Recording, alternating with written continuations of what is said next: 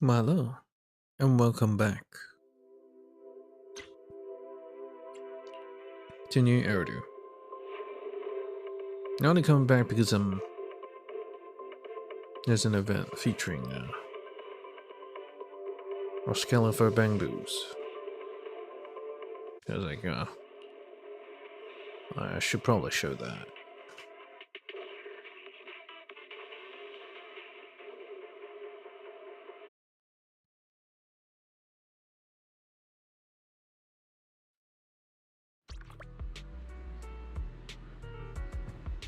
Alright, let's head back home.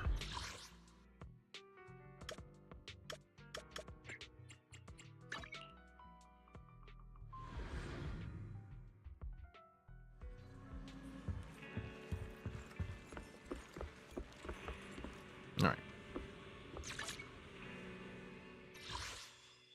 Good morning, Roskella. This the invite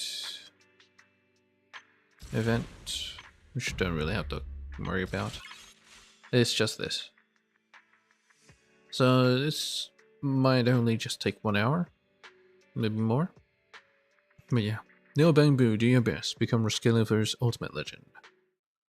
I've done the first one. Not all of it.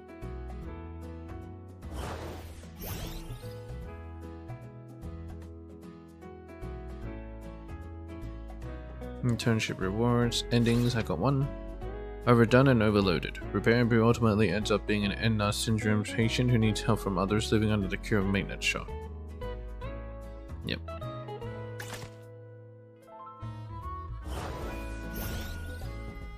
Basically pushed himself to the breaking point. The fuzzy wrench. Let's get the other endings. Hey, that bamboo over there, hold up, I see you stumbling around with your screen flickering and all, you must have a voltage overload. You're the one with the voltage overload, who's stumbling? See, you just a couple words and your logic core's already overheating. Mood swings are one of the symptoms of voltage overload, you know? How about some maintenance? I guarantee I'll get you sorted out in one session. Don't come any closer, one more step and I'm calling the airspace patrol. Hey, wait, no, don't leave. We're in a special deal running right now, careful about your maintenance package, we'll throw in 3 battery tune-ups for free. Free? What now? Intern, are you trying to bring in customers for me or chase them away? So, Senior, didn't you say we need to figure out the customer's needs? From my observation, that customer's voltage is really high. You go back and watch the shop. I'll handle the outdoor promotion. Under maintenance boost, furious glare, repair boost links back into the shop. Silly kid. You don't just go around telling someone their voltage is unstable the moment you meet them. But it's true, Captain. That customer really could use some care and maintenance. Just too honest with your own good. For your own good. I really can't tell if that's gonna help you or hurt you. Let me go smooth things over with maintenance booth for you. You keep watching the shop and try utilizing that emotional intelligence module more when you would talk to others, yeah? Got it, Captain. You can count on me. No, maintenance is still important. Why is anyone paying attention to maintenance? We really need to develop better maintenance awareness. Might as well kill some time with a quick self-maintenance. Customer shows up, I'd be kind inconvenient to stop midway. Should be a downtown repair booth finds himself caught in a dilemma. Basically, I kept doing self-maintenance and yeah, he overloaded himself. There are moments the repair booth starts to conduct self-maintenance. The voltage is strong and stable and my exterior is all clean and shiny. We really gotta pay attention to maintenance and take care of themselves well. Baby, what are you doing especially on this shop? We got a customer, so hurry up, we're gonna let them in.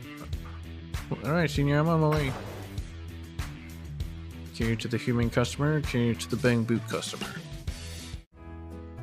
Mulling it over, Baby decides to greet all bamboo guests first. As for the challenging task of welcoming human guests, better leave that to the Senior Bamboo. No, esteemed customer, welcome to the Fuzzy Wrench. Are you here for the external tune-up or are you looking for circuit maintenance?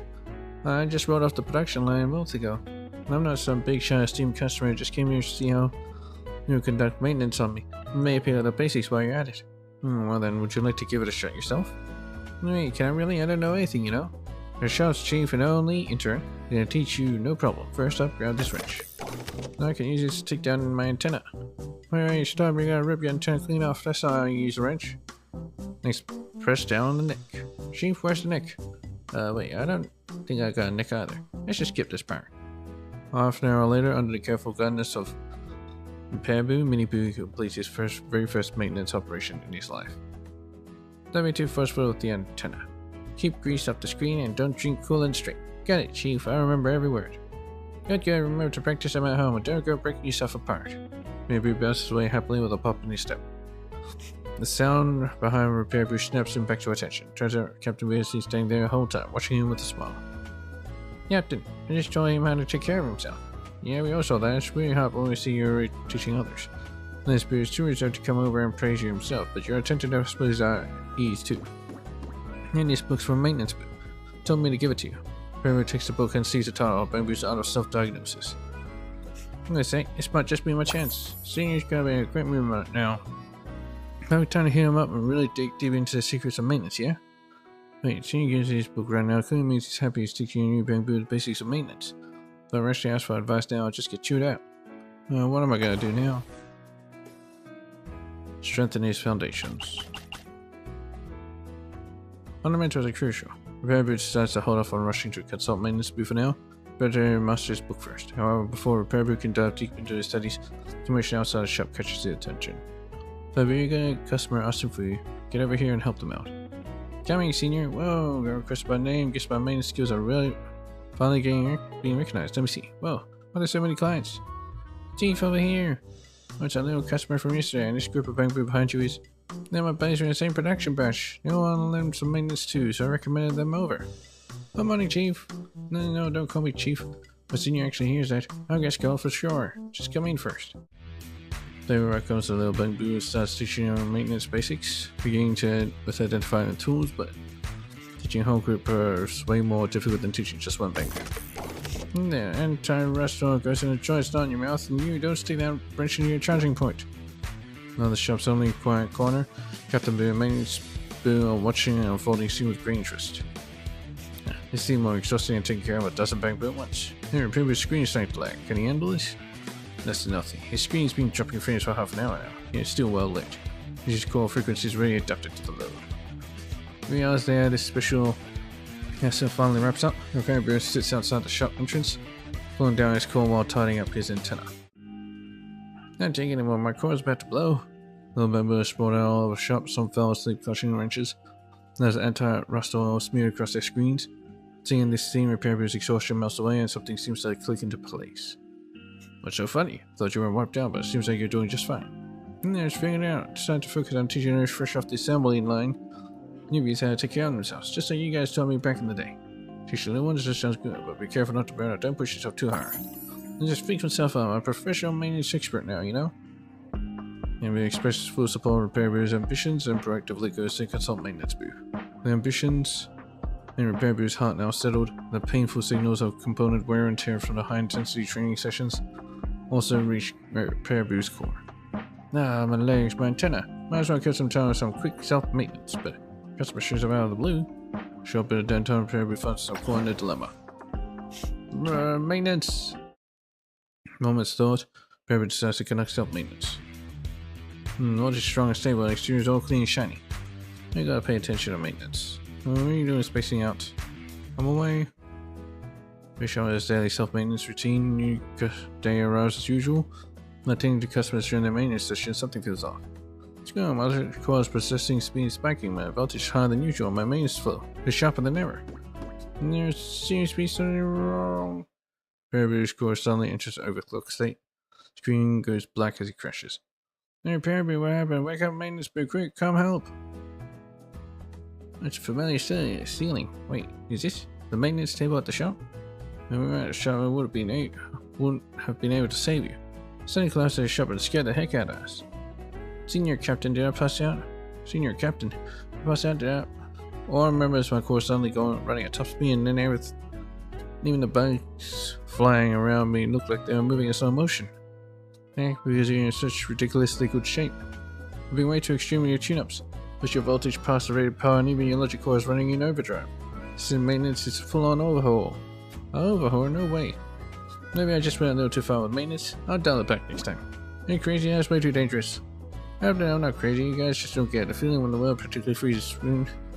Every contact point, every screw feels like it's totally under your control. Concerned that Repair Boo needs rest, or Captain Boo and fuming maintenance Boo leave first, but Repair Boo seems lost in an anomalous state. Temptation and reason clash within Repair Boo's logic core, and after a brief struggle, he reaches his conclusion. Maintenance! As night falls, the fuzzy wrench is about to close out. Repair Boo is nowhere to be seen. Captain Boo is about to head out when he suddenly notices a light in the workshop.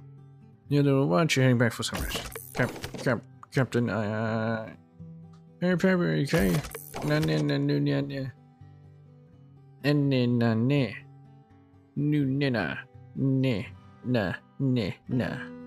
Maintenance Boo, quick, get over here. Sorry about the commotion. Maintenance Boo quickly shoves Captain Boo aside and immediately begins a full examination of Repair Boo. With each passing moment, his expression grows darker. No, we're too late. I mean, it's too late. The overdated self-modifications push his logic core into a permanent overdrive. Pretty much like his intelligent constructs that went completely bonkers. Because his language moves so fast now I can make out the NS. That's why his condition is called the NS syndrome. I'm afraid he'll spend the rest of his days just going Enna. Repair Boo's screen is still flickering after the images, leaving nothing but sporadic crackling of electric currents in the workshop. Repair Boo ultimately ends up becoming an syndrome patient. It's out from others living in the care in the maintenance shop. Nice. Overdone and overloaded. That's how I got my ending. CCD. Alright, let's do it again. Or skip. What happens?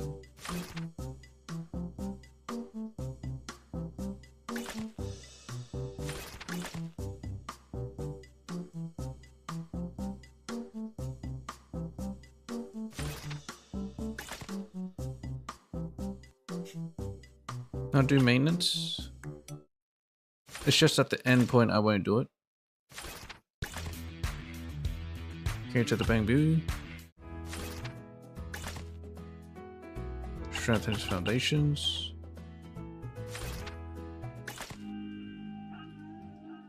One more self-maintenance.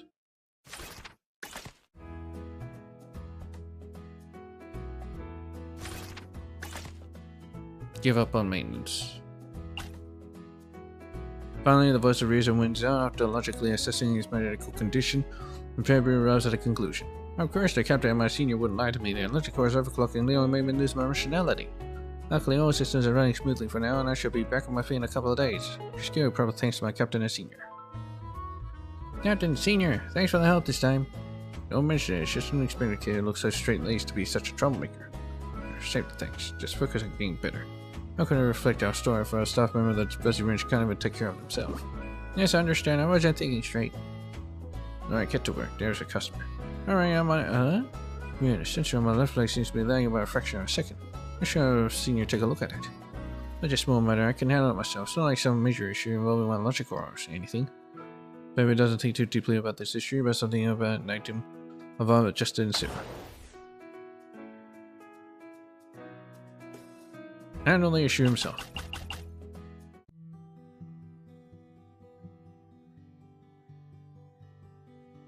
You little. Why aren't you getting some rest? Okay, it's the same.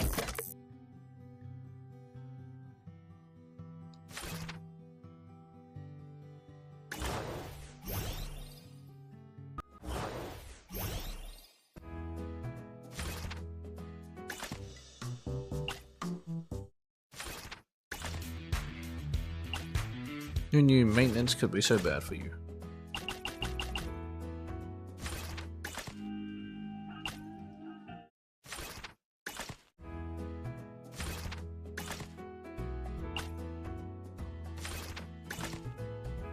Consult maintenance boo. Yeah, seriously, a car with you. You work on a Fuzzy Wrench and you can't even take care of yourself? I'm sorry, senior. I sure I'll never mess around with self-maintenance again. I'm sorry, actually. We're gonna need the airspace patrol for you. Stretch out your left leg. Or Repair Boo can even react. Maintenance Boo grabs him by the left leg and slams him onto the maintenance table, followed by an intense round of servicing. Now, go easy, senior. Chance to tell you what, you didn't even notice. Maintenance Boo is now swapping it out for you. Here, just me give you this book before you refit your lake distance. Take a look at this. Repair takes the book and sees the title of Bangbu's Art of Self-Diagnosis. Hey, a sec. This might just be more chance. So I see you're not angry anymore. Why don't you spoke an excuse to learn from me once more? Bangbu's expression steals as a resolve. The opportunity won't wait. It's now or never. This has him set and mind made up. Time to approach a veteran for some wisdom. Senior, teach me the true way of maintenance. And why you let us sit down there? Didn't I get the chapter to bring you that copy of the Green Result of Self-Diagnosis? Yeah, see that now. You had the captain bring me the book on purpose so I come to you for guidance, right? See you light? Cabin to the car in front of you. Stop overthinking things. Casually knocks Repair Boo 3 times with the wrench and walks straight away. Then that very night. Senior! And there, what the heck are you doing? You know what time it is? Why can't you let me recharge in peace? Hey Senior, I got it now. When you whack me 3 times with that wrench earlier, you were hinting at me to come see you at 3 AM for some reason, right?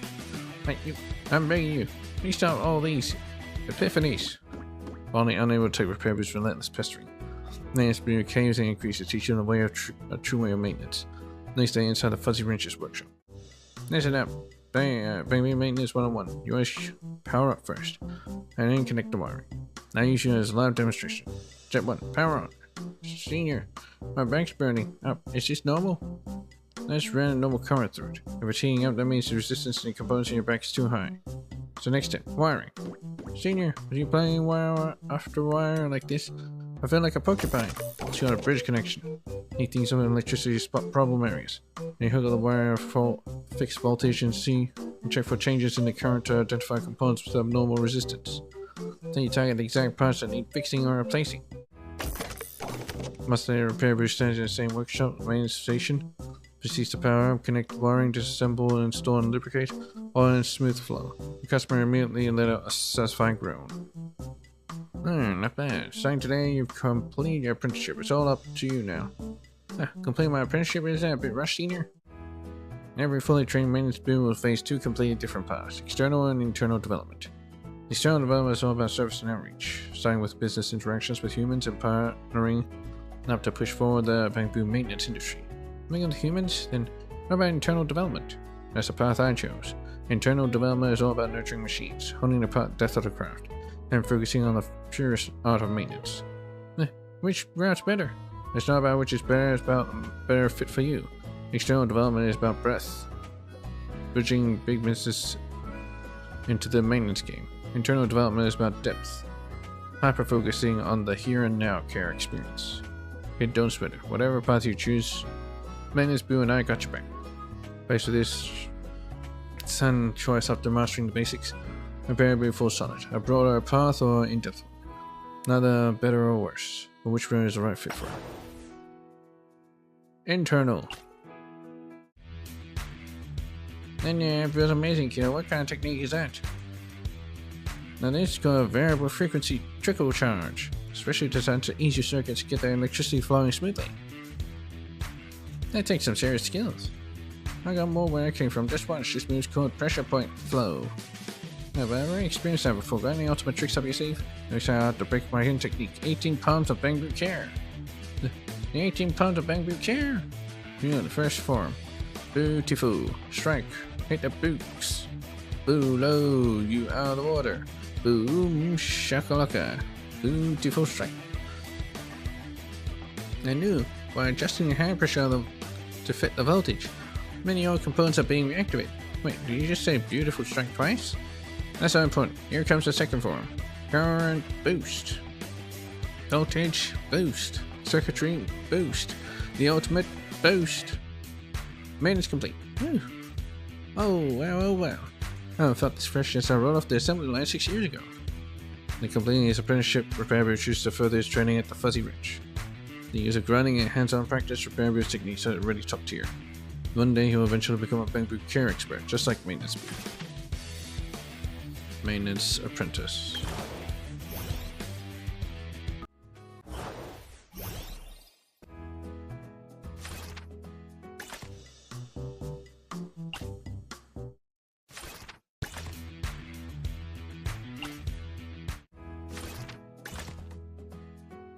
Boldly ask for advice. David's expression steals with resolve. The opportunity won't waste, now or never. With his eye and my out, son, I appreciate veteran for some wisdom.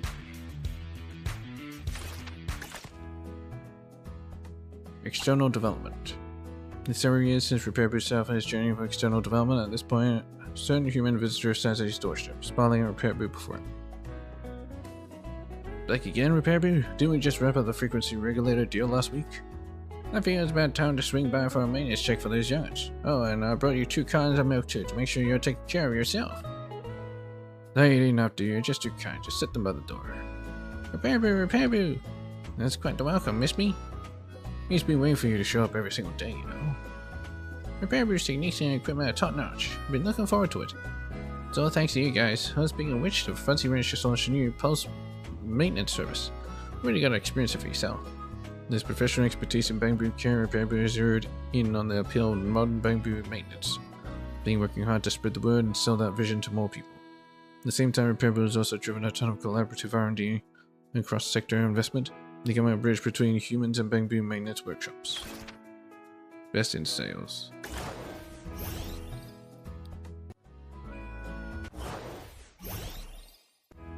I think I don't do any maintenance.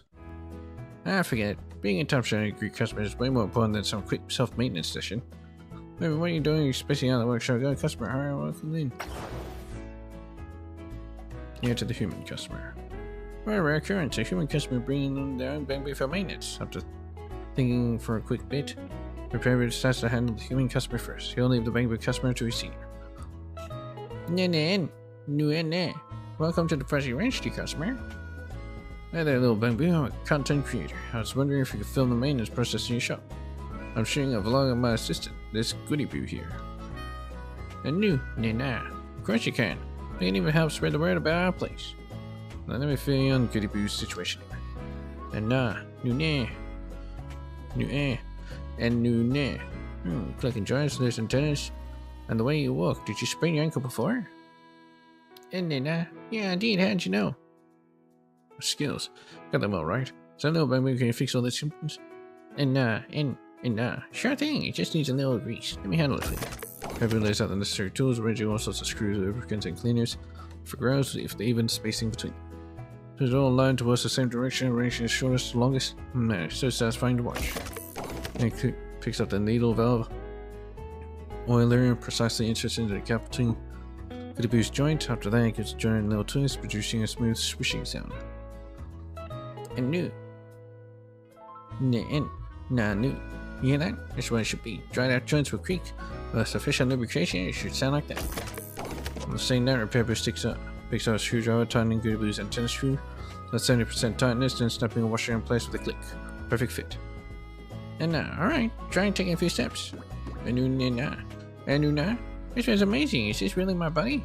Definitely leaving you a 5-star review. Bet my viewers will love watching your maintenance process once the video is uploaded.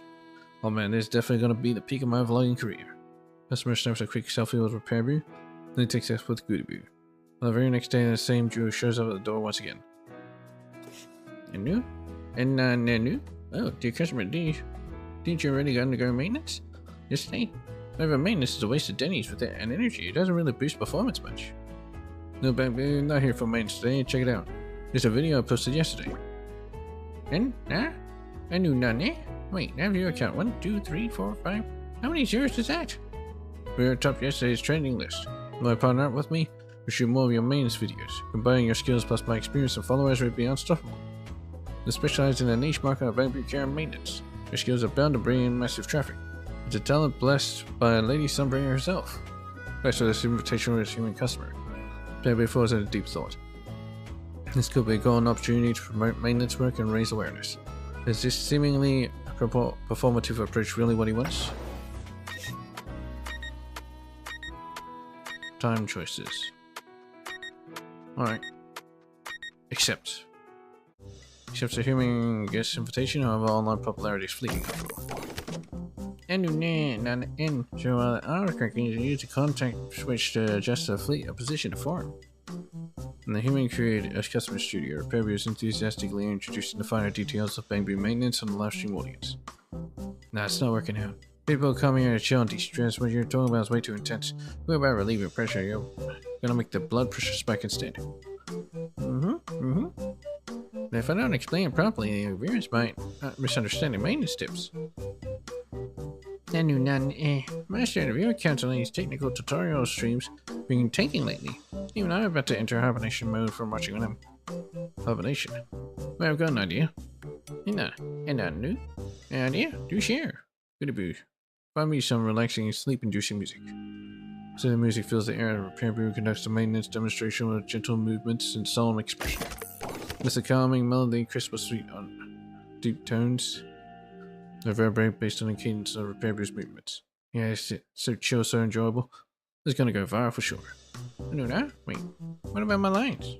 No need for lines. It's a sleep-inducing live stream of ways to help people relax. No? And how am I supposed to share my maintenance tips? Such a one-track mind. As long as people can learn about the whole bamboo maintenance cure and concept through you, isn't that good enough? Once the stream blows up and we get more views, everyone's gonna know how important maintenance is, am I right? And Nuna, is that right? Soon enough, the stream's metrics dispel Repair Boo's worries. Reading through the audience praise, Repair Boo has an epiphany. Isn't this just an avenue to promote bamboo maintenance? Traffic's been rough lately. Yes, the audience is getting tired of the same old thing. What should we do? Most of some viewers are asking how to conduct maintenance on a plus-sized bamboo. Viewer of a tea. Bigger bamboo. Wait, I've got an idea. Hey viewers, welcome to Risky for his most comprehensive bamboo care and wellness channel. Breezy Bamboo Wellness Room 1. Room. Today's guests are adorable Goody Boo and the long-awaited Big Bamboo. So without further ado, let's begin with our maintenance.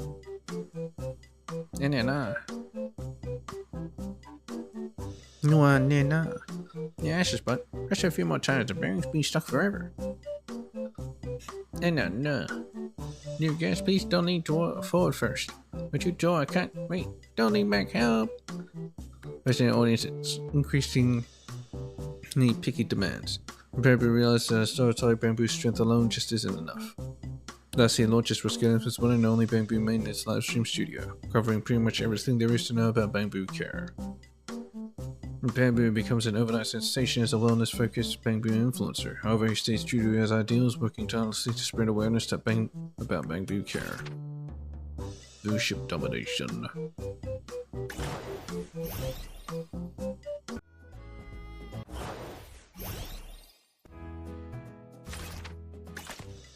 Okay, no self-maintenance. Care to the human. Decline. Sorry, dear customer, I can't agree to a long-term collaboration. If you'd like to continue filming the maintenance process, I'll be absolutely thrilled. Feel free to share as many videos as you want right here in the shop. Wow, that video of yours is blowing up. The smart play is to strike while the iron's hot. For one thing, I haven't fully mastered my craft yet. Just last week, I scrubbed off a customer's custom paint job, thinking it was dirt. I can't possibly go out there and flaunt my severely lacking skills. And secondly, the captain and the senior have been so good to me. They're the ones who trained me from a total newbie who couldn't even tighten a screw about without shaking to become someone who can work independently. I can't let them down. Alright, bamboo like you is pretty rare. Just leave me with a 5-star review for now. Next time I come by, you have to let me shoot more videos. The customer gives a casual wave and leaves with a big Goody Boo. Sound behind Bamboo snaps him into attention. Smell, not bad, kid. Like, how did you hear all that? Not the owner of that man is too proud to come over and praise himself. But your choice made him pretty happy too. Here, his book's on maintenance, Boo. Told me to give it to you. He's tall, self-diagnosis.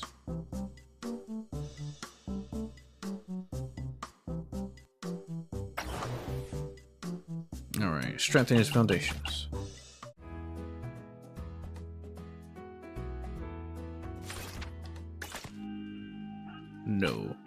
No maintenance at all.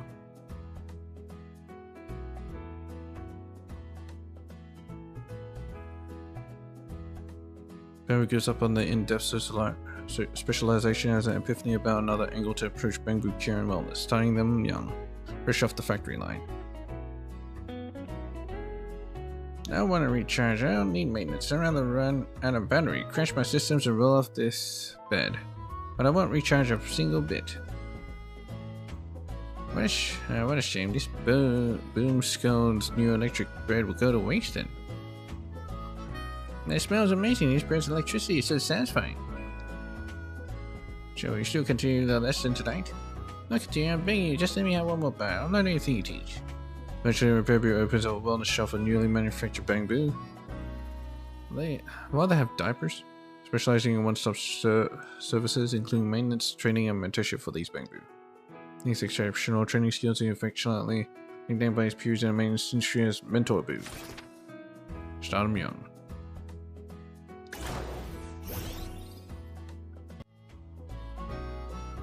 Spotlight Theater.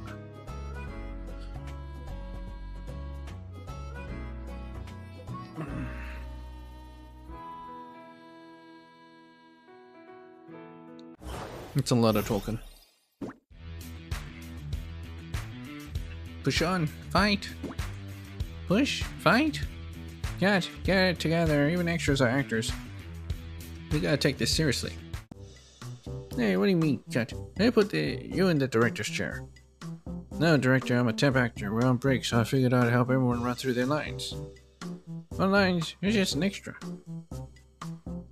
Let's cut them again. Sorry about this, director. That's the intro I brought in. Kids always be into theater, so I was hoping you could give him a shot. Alright, see, similarly a little scenario then. You're walking down the Beckford Street, minding your own business, and suddenly a night gang rolls up on you. What do you say?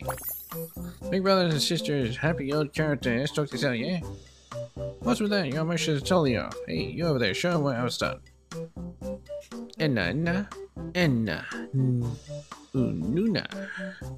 See that? Now that's performance. That's the authentic sound, authentic sides, and authentic senses. I've been emphasizing this whole time. This whole while. You're really good at this authentic thing, senior. Done anything yet? Alright, let's give another scene. You're getting mugged when Lady Sunbringer swoops in out of nowhere and rescues you. Now what do you say? Thank you, great Lady Sunbringer. No, it should be.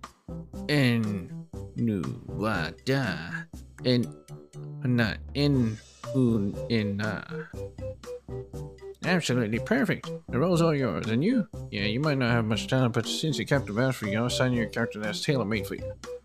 Later, we takes the script, the director hands him and starts reading carefully. Under the cover of night, you play an in-night gang member, Tape Boo. Gets knocked out by an airspace patrol unit. Then you'll be lying in the background until the director yells cut. This really is tailor-made for me. Speaking of which, what's your character, senior? I'll be playing the airspace patrol agent who takes you down with one shot. Underboo stares at his script with zero room for creative expression and falls deep in thought. Should he stick to his script or take a shot at improvising and showing off his talent? Stick to the script. Underboo decides to stick to the script and follow the director's lead. Once all departments are ready, the director finally begins to shoot. Bamboo Gangboo scene on scene 4. Action. Big Bus Boo, that guy called Tape Boo just busted in. You think you're tough? What's the point of being good at fighting in anyway? Movie star Boo. Need power and connections to survive in these streets. Which island you from? Name's Tape Boo from Glitch Alley. You can call me Big Tape. I'm cool with it.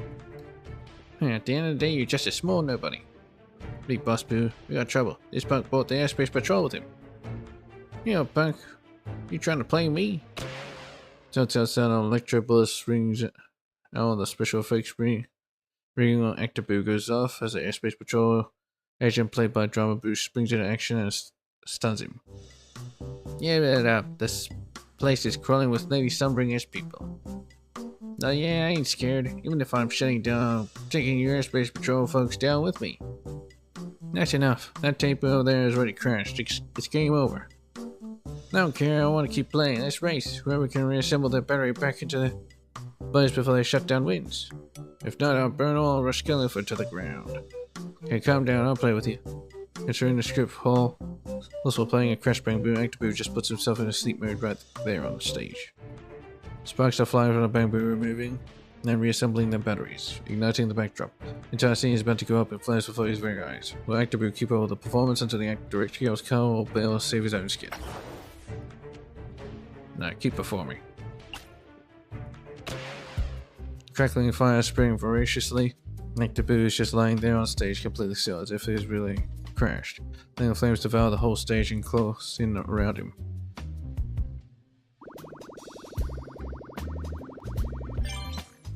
Fire, we gotta get out of here!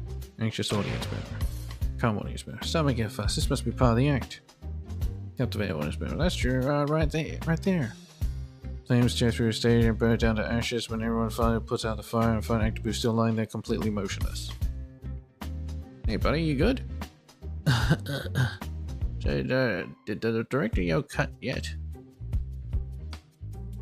Cut? No, that's what I call a real performer. You can handle anything that comes his way. The theater erupts in thunderous applause. Everyone is moved by the professional spirit, never breaking character until the director gives his cue. Actor Boo's performance scripts are pushed on the taboo by the stage manager, dubbed with catchy line, interwoven with shots of the audience in tears, and the headline, Intense Professionalism Wins Over Renowned Director. It becomes an iconic moment that goes viral. Later, Actor Boo does all kinds of interviews sharing his experience. You can't help but feel a little smug about it. I've been baked at 500 degrees before, have you? Haven't they done every stage of Rascalifer, have you? I've been through a major fire when I was just a newbie, have you? Is that the viral lying in the fire, Bang Boo? Yeah, you're right. He's so good at playing dead. Looks like he's actually shut down or something. That motion is so on point. I'm so touched I might just cry.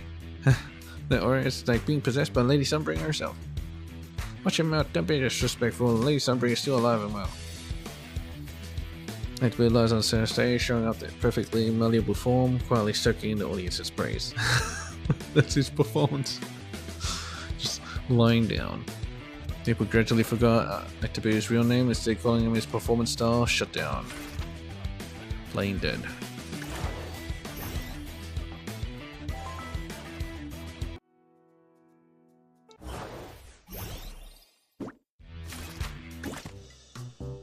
Stick to script.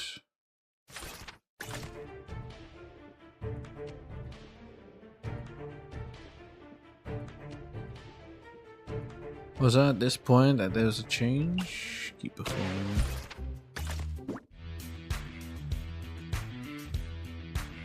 Okay. That was when the changes.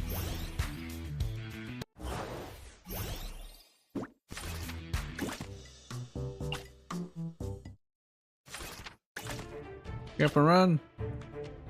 Famous actor of the theater and Actor Boo scrambles to his feet, trying to make a break for her, but at this moment a burnt fire. Mike Ram was crashing down, laying around on his head. Electric current rips through him and his body starts convulsing. Murder, get the kid down from there quick, he's about to get fired! No, nobody moved, the show's not over yet. This late stranger's way of giving us an opportunity and we gotta make the best use of it. Now Mercy going down from 0 to 100 in a flash. That's what you call a sudden epiphany, and those exaggerated moves haven't seen your physical performance this good since the silent film era. So the commentary, one more shocking, he's gonna get physically blasted apart. Anywada. Jeez, language module is fried. No, he's not babbling nonsense, it's a legendary flow verse. Along with the explosions in the back, that's what we call an expressive performance. Captain, my friend, I think you just introduced me to comedic genius. I'm not... you... Ugh. Finally, the captain braves the stage to rescue Actor Boo. There's repairs are completed. The director extends an invitation and stars on leading the comedy, recreating that electrifying performance from before. But Captain Boo tracks down Actor Boo to voice his own concerns. I get this rare opportunity, but relying on getting shocked to recreate the whole routine isn't sustainable in the long term. Just gotta sharpen our actual acting abilities. With that, the captain handed over a book. Actor Boo glanced at the title. Bamboo's out of self-diagnosis. Captain, I get what you're saying, but what's this book about mechanics? Shouldn't you be handing me some kind of acting guide right now? Self-diagnosis and Bamboo's actor core are one and the same. Both require looking inward for answers. If then in your future you can learn from this, understand it, and apply what you've learned. Actor Boo glanced at the book kept in his hand, remembering the director's invitation. To accept it or dive into an abstract performance he doesn't even understand. We'll take a look inward and sharpen his craft. Fuck this shit. Hands the book back to the captain and tells the captain his decision. Sorry, Captain. Barry's been a constant presence through our lives. That's just fate. Now this character is right in front of me. I gotta ask myself, is this my shot? My once in a lifetime chance? I understand. Child, on the day you rolled off the protection line, all Breakfast Street cheered your name back to blue. Then you didn't lose sight of what you started this for. Don't make choices you regret. Okay, thanks, Captain. He completed Director's invitation. Accepting invitation. Dude jumps down the ether battery before every performance to recreate a state of electric shock. Wasn't long before Actaboo's performance video blew up online, earning him a shot of fame in the Actaboo. The copycats began to swarm fast, attempting even more dangerous stunts. To compete with them, Actaboo starts biting lighters, ether explosives, and even high voltage wires. Popularity fades fast. His personal account is also banned for dangerous and low quality content. 3 years later, no one even remembers who Actaboo was anymore. Hello there, we're shooting a documentary for Spotlight Theatre. We heard that you used to be an influencer on the Actaboo. You've attracted an audience through all but not a lot of bizarre performances. How would you review your entertainment career? Actually, I'd rather be an actor. Actually, I'm an actor.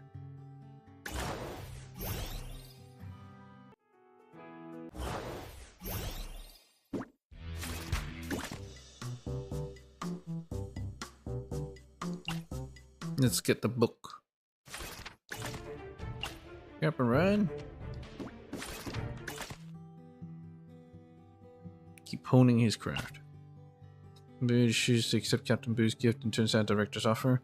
There's hardware, hunts down right gigs, and levels up his acting abilities using what he learned from the book. After a while, Boo couldn't help but start second guessing their decision. Anyone really notice when he's stuck playing small time roles? While he's mulling over a mysterious bamboo comes dropping by. Not bad, just watch your performance when they go out in the theater. How do I put this? It was fiery, passionate, and touching, striking all at once. Can I help you? Here's the deal. Airspace Patrol is short on top-tier undercover agent with serious acting chops. Needs someone to infiltrate the real N-Night gang and dig up intel for us. If you'll be interested in putting that acting talent of yours work on a different stage. No, that's way more dangerous, but also much more important. I think this is diving into the king of comedy. Facing the mysterious Airspace Patrol, Bamboos, I thought about that for a while. It's just now I decided to say it. Actaboo looks at the copy of the Bamboo's Art of Self-Diagnosis, left behind by the Captain Boo, and falls into deep thought. Should he stick to his acting career or accept the Airspace Patrol? Undercover agent. I choose to join the Airspace Patrol, training in the gang as an undercover agent under the codename Fizzy Nitro Fuel. He solves all kinds of trouble for the gang boss, Bomb Cola, gradually climbing his way up to become the gang's second in command. While sorting through some old files, his underlings, Actaboo stumbles past certain dossier. It's about a fellow actor he had crossed paths with before, Drama Boo. Now when he remembers that guy had already joined the Airspace Patrol and climbed all the way into the rank of senior investigator Bang Boo. Isn't that the Airspace Patrol commander from TV? You know him? He's one of the gang's top enforcers, codenamed Bouncy, Milky, Softy, and Sticky Gooey. They were anxious to get upset back in the day. Boss him to infiltrate the entertainment industry before, but the industry was way too shitty. So boss had no choice but to arrange for him to join the Airspace Patrol instead. That's how the boss was me who told you this. And every realizing there was a mole in the Airspace Patrol, urgently contacts his handler. Little does he know it was Drama Boo himself who picks up the phone. Turns out after his promotion, he has also stumbled across Actaboo's file by chance. Two men agreed to meet on the rooftop of Skeletor and determined to settle their beef once and for all. Long time no see. Never thought the N-Night gang second in command, the legendary Fizzy Nitro Fuel, turned out to be an undercover agent for the Airspace Patrol. Never would have guessed the Airspace Patrol senior investigator was a mole planted by the N-Night gang, Bounty, Milky, Softy, and Sticky Gooey. Nah. The undercover types are all the same, always hanging out on rooftops. Well, like you, I've got nothing to hide. My friend, give me a chance. I didn't have a choice before, but now I want to be a good Bang Boo. Facing his former colleague from a film set, now an undercover agent for the opposing N-Night gang, then falls into a deep thought. Should he give Drama Boo a chance to turn over a new leaf? Bring him to justice, give him a chance. Bring him to justice. My friend, give me a chance. I didn't have a choice before, now I want to be a good Bang Boo. Sure, tell it to Lady Sunbury, I see she'll let you be a good Bang Boo. So there's no room for discussion, is there? Sorry, I'm an Airspace Patrol officer. Actaboo escorts Drama Boo to this Airspace Patrol precinct. but blows his cover in the process. Before long, the Ender gang snatches him up and puts him through all kinds of hell. Sorry, boss's orders. And no. This Super Mega Ultra Enhanced Edition of Port Peak really is the scariest movie of all of New Eridu. After watching it, even boss will come to my room late at night clutching his pillow. Oh, keep playing it. And no. Is there anything you'd like to say? I'm a little scared now too. What do you gotta ask me something first. Alright, what should I ask? First, someone told me to bring you to watch the videotape. Whatever, let's just finish watching it. If you get scared, you can hold on to me. Horrifying visuals caused the computer to crash completely. What happened when he was out remains a mystery. When he reboots and he comes to, he finds himself on the surface of New Eridu. Hey, you okay? Is anyone there? Looks like there's a bang bill of faulty software. Nuna. Wait, where am I? Let's notify public security first. 6th Street's got a quick response time. And I just saw Officer Chingy nearby too. Oh yeah, do you remember your name? Public security? Shouldn't you be informing the airspace patrol? Wait, what was my name again? No, it's right by my store. You're safe now. Little Bang Boo will protect you until the public security officers arrive. Alright, there's a video store down the street. They really go with Bang Boo too. Shall we send him there instead? Send me away? Who are you sending away? Look at that get up. There's obviously a Bang Boo actor to escape from some theater troupe. Hey, I seem to recall that I'm an actor, right? So, is this just another scene? Not long after, Bang Boo, dressed as a detective, began appearing around 6th Street. Nobody knew where he came from. All they heard was whatever the moon shone bright and the stars are sparse. He would sit alone atop a building, gazing up at a certain spot in the night sky. Detective from the sky.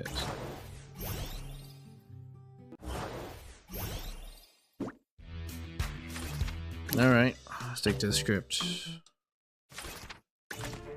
Get up and run.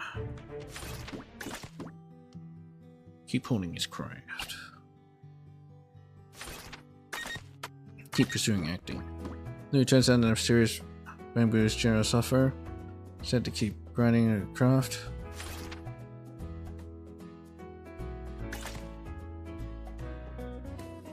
Lastly, a spotlight theater. One day, his professional training comes to some major investors. Hey kiddo, I found 2 production companies just time to adapt your story into a show.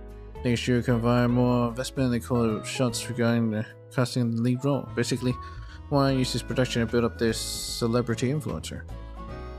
There's this little industry that heard your story and thinks you're the only one who can star in it. Tell your own tale. Problem is, they're financially limited, so we gotta pitch into it. What do you think, Captain? Get your back no matter what, whether you feel it's enough just to get your story out on the well, or you just rather tell it yourself as an actor. Either way, sounds like a good decision. Mulling over a bit, actor Pierce steps out the door with some encouragement from his friends at the theater. Not sure you secure the backing of a major production or go with the indie. Let's go indie. I'd go with the independent production company and together create, recharge, and polish a script and performance plan over and over again. Now to perfectly present the stories of the past within budget constraints. Finally, the day of the first show arrives. They would help Bang Boo Belts. Bang Boo Belts offers a Bang Boo help. Bang Boo scared of getting bound by Bang Boo Belts. You still warming up? The show's about to start. I'm kinda nervous. Turn down the voltage and frequency a bit. Sure, it's not the biggest set. Everyone there's a friend or a fan of yours. Soak it all in. You're in this moment. Now let's get the show started. Dazzling lights flash across the stage with deafening cheer echo through the halls. Everything on stage feels both familiar and strange.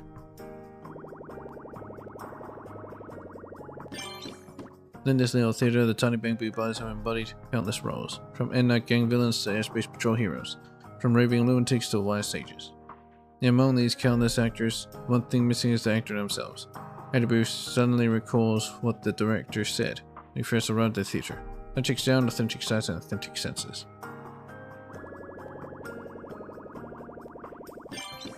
Precisely because actors so versatile, playing themselves becomes especially challenging. But that's also what makes this grand performance with the self of the protagonist feel so beautifully romantic. As then, an actor has been removed from the mask, slowly steps forward on a center stage from behind the curtain. Welcome everyone, today's performance is titled My Story. Actor successfully portrays himself on stage as a protagonist as an actor of Scalifer. Theater virtuoso.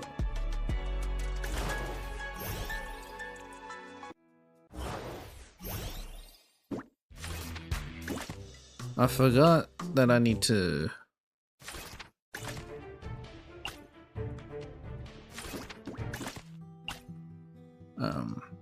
let him go.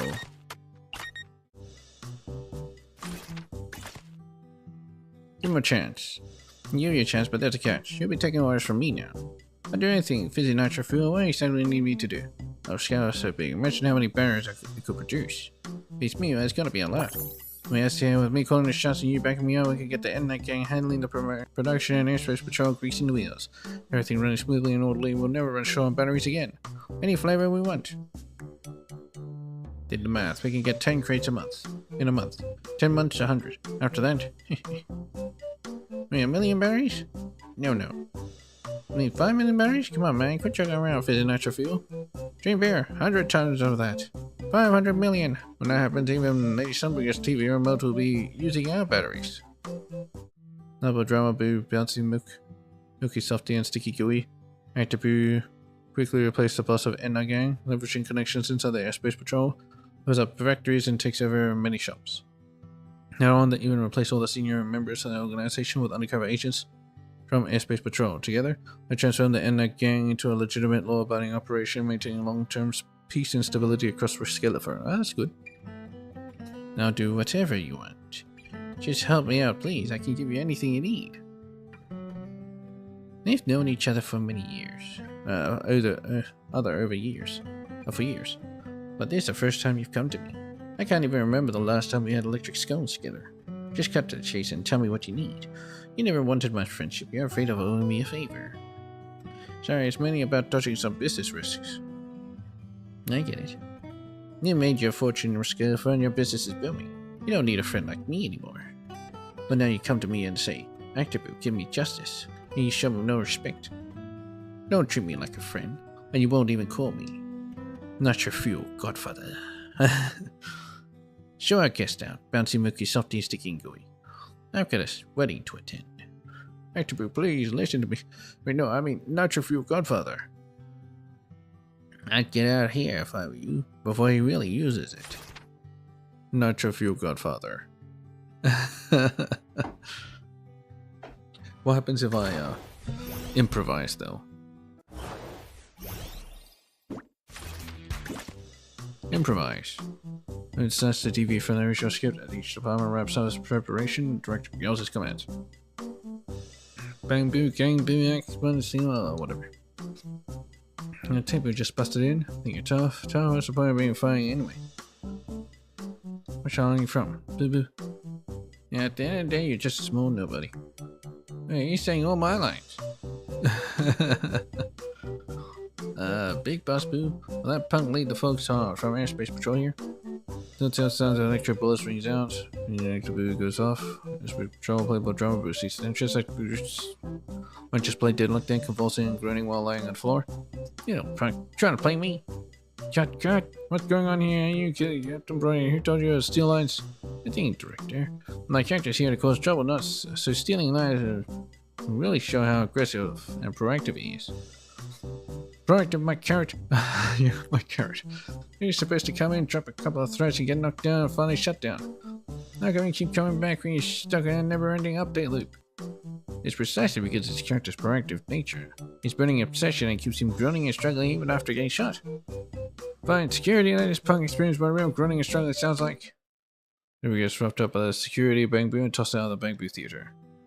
Okay, where did I even mess up?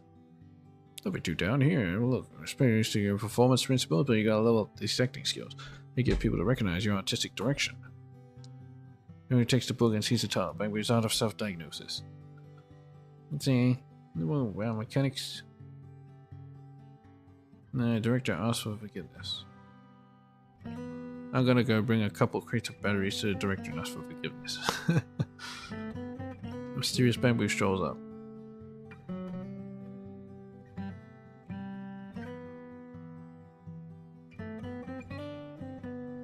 I see.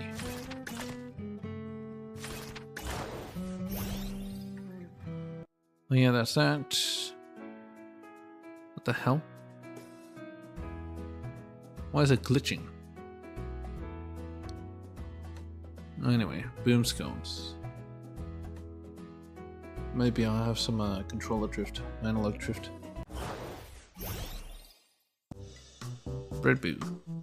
Nice silky smooth texture on the tongue. It's just a hint of perfect tingling aftertaste.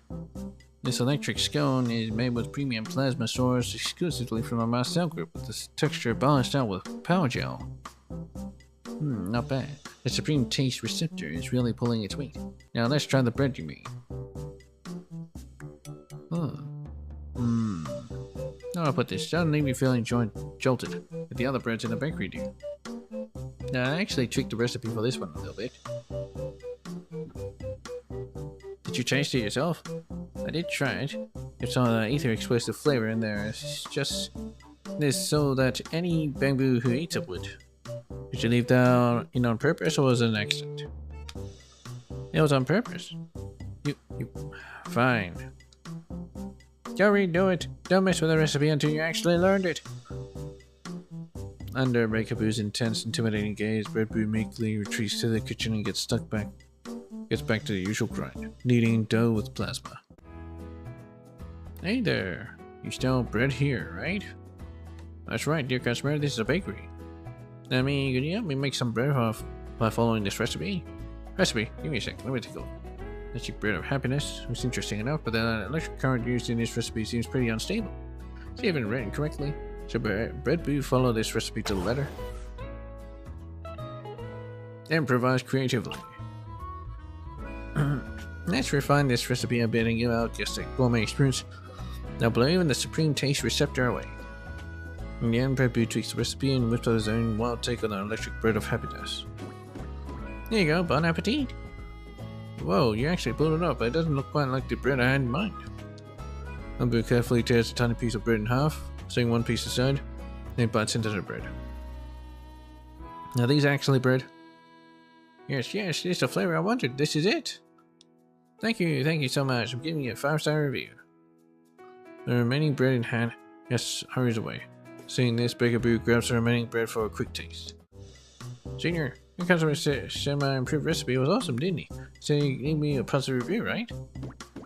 I got a positive review, but who told you to serve this stuff to customers? So Senior, the customer specifically requested the voltage still on the car is too high. All you get on your taste bud is crackling static. How many times do I gotta tell you, don't mess with the recipe until you actually learned it? It's just trying to keep the customers happy. Don't get all worked up. Your shop's getting a good review after all, didn't it? After a stern lecture, Bread Boo obediently slinks back in the kitchen. So long before Glumbo comes back for another visit. You, the baby with the bread roll on his head. Yeah, the electric bread I haven't as customer from before. That's right, glad you remember. Would you mind making me that bread again? But dear customer, that bread really wasn't all that good. What's wrong with it? It was the best bread I've ever had. Please master with the bread on your head. The brutal lecture from last time is still fresh in his mind. Breakaboo's teaching is leaving lingering and leaves him but Boo's logic module.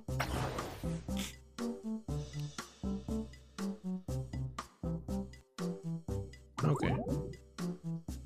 I'll do it again! Some serious begging from Glutton Boo. Bread Boo finally whips up an electric bread of happiness for him. Now, please try it. Carefully tears a tiny piece, bread in half once more, setting one piece aside. It tastes awful. It's still as nasty as ever. But the tasty and Glutton Boo seems extra happy and bounces away cheerfully. That little bamboo customer from before. Was the bread really that good? He looked so happy. Now, that bread was anything but tasty. Honestly, it was pretty nasty. But even though it tasted so nasty, it looked happy. Captain, I don't get it. Thanks to your supreme taste receptor, figuring out recipes and whipping up something delicious is a total breeze for you.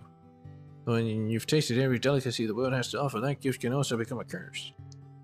When that time comes, there'll be no more flavor, no more joy you can experience. That's why you keep pushing forward, creating tastes you've never even experienced yourself. You're right, only those combos I haven't tried have the potential to create brand new flavors, maybe even get me close to happiness itself. Sure, most of your experiments taste pretty bad, but hey, every attempt feels like happiness to me. Captain? After all, is there anything more fulfilling than watching your student grow? Every baby's got their own flavor of happiness. Different sights, smells, tastes, and form. Having good food isn't the only thing that represents happiness. Happiness isn't just about good food. This moment deep in Bamboo's heart, the possibility takes root, one that he hasn't even realized yet. You want to grab another one of those electric bread of happiness. Customer, we actually have a lot of other delicious breads in the shop, so shops too. No need, I want that one. Your customer, excessive consumption of shoddy electric bread is harmful to your system. Why are you so fixated on that bread? Gosh, there's nowhere else I can get this flavor. This flavor? Yep, this flavor. Belonging to my master. Master brought me to his shop before. The electric bread here is absolutely delicious. My master said he'd never seen me look so happy before, so he started trying to make bread for me himself. Bamboo bread made for human taste buds is usually... Exactly, it's seriously super duper mega disgusting. The first time I ate it, I seriously thought Master was trying to break my systems down for good. They don't even start taste testing with me, and ended up getting his hair shocked into a frizz. Why is it every time I think back into making and tasting it, my logic only computes happiness and joy? After the master left this behind this final recipe, it was gone. Just wanted to try his last bread and see what it would taste like. I would have thought that you and the one with the bread stuck in your head would somehow accidentally recreate that nasty flavor. Actually, if you follow the recipe, the supreme taste receptor won't mess up the flavor. It's probably because the recipe itself was. After all, after that I spent every loaf into and taste testing with my master. The habits followed me all the way till now. No Bamboo pulls a few pieces of bread from his pocket, scraps he had saved earlier, and begins eating slowly, carefully. This is seriously gross. How can it taste this bad? It tastes awful, but somehow I just can't bring myself to hate it. Time Bamboo doesn't whip up an electric bread of happiness for him. Too much unstable electric bread has taken its toll, and his electric circuits are in serious need of some repairs. His happiness is too much for you to handle right now, so you can only come here for this happiness twice a month. Those words, Bamboo and Captain Boo bid farewell to Columbo. Captain, I think I've had some new insights. Is it about this bread? No, it's about happiness. The happiness I want to bring to Bamboo and even to humans. Well, it's the delicious bread of taste of the bread or the memories baked into every bite. They have their own forms of happiness. Take to the way of bread, or take another path that strikes straight to the soul. In the end, Bamboo chooses way to the soul, way of the bread. Doc, my logic core feels awful. Well, that's a huge issue. Let me whip up some bread for you. Huh? No, I still have enough power. Doctor, just let me hear me out first. I'm talking about what's going on in my core. Now, how nice are you feeling? Just grab a bite first. Here, it's fresh out of the oven. I'm not gonna lie, my logic core is killing me right now. I don't really have an appetite now. It's just, wait a minute, this flavor. This flavor. Hot bread that made me want to burst into tears like this. You won't know this, but back in the day, just because he gave me a piece of bread that tasted exactly like this, I was scamming down all my parts. After a long emotional rant. This bread is seriously something else, huh, Doctor? My logic core is stabilized again. Congrats, dear Bamboo patient. That you're feeling better. Just added a bit of low voltage plasma to the bread to help lower your core's frequency. Want to take some home with you? No, that won't be necessary. But I'm your doctor. I'm heading straight home to get some quality rest. As a charging zone before getting back to work.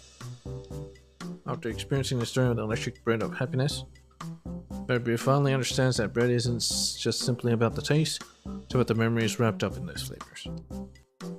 Thus, Bamboo chooses a different path, one that speaks straight to the soul. Bamboo's psychological counselor will scale for he helps others process their emotions through customized psychological food therapy.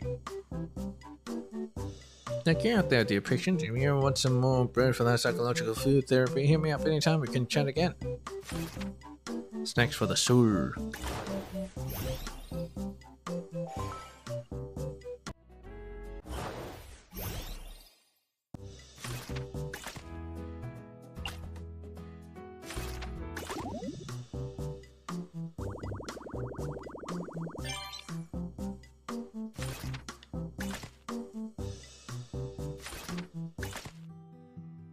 Wave the bread. Oh, the Boom Scones new product tasting event. Will Bamboo's creation come out top earning him that coveted full-time spot? Will the seasoned veteran Baker Boo claim victory in his tasting showdown? All done, dig in, please enjoy.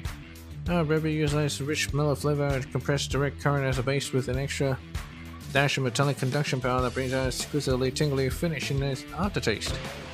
Brew's electric scone is on another level too. Now unmatched explosive power is actually from a compressed ether battery. Now layers even wrapped in conductive gel, making that intense electric current burst out instantly. Right, this is absolutely stellar. So who's taking home a win in this new menu testing showdown? It's Bread Brew! Congrats on making it. I give you props for innovation this time. Yeah, I merely got lucky. What a sudden humble act. What are you up to? You got me, Captain. The truth is, besides this bread, I've got another creation I'd love you all to try. Well, quick, let me try some. Wow, it's my lucky day. More new products. Don't tell me it's the ether explosives you brought this morning. Wait, customer, don't buy it. Take a bite. Hell. Everyone, I'm revoking your full-time employee status. Senior, it was an accident. Experiencing the start of the electric bread of happiness, Red Bull finally understands that every loaf of bread contains its own unique happiness. His dad has been working hard on boom scones, studying and testing wild new electric bread recipes every single day with fire in his eyes. And they share the same amazing flavors and happiness with both humans and Bangbu alike. Of course, among these attempts is no shortage of some particularly special works. As for whether they'll move Bangbu customers to tears or blow their outfits away, or make them spit out sparks in disgust, who knows? Culinary apprentice.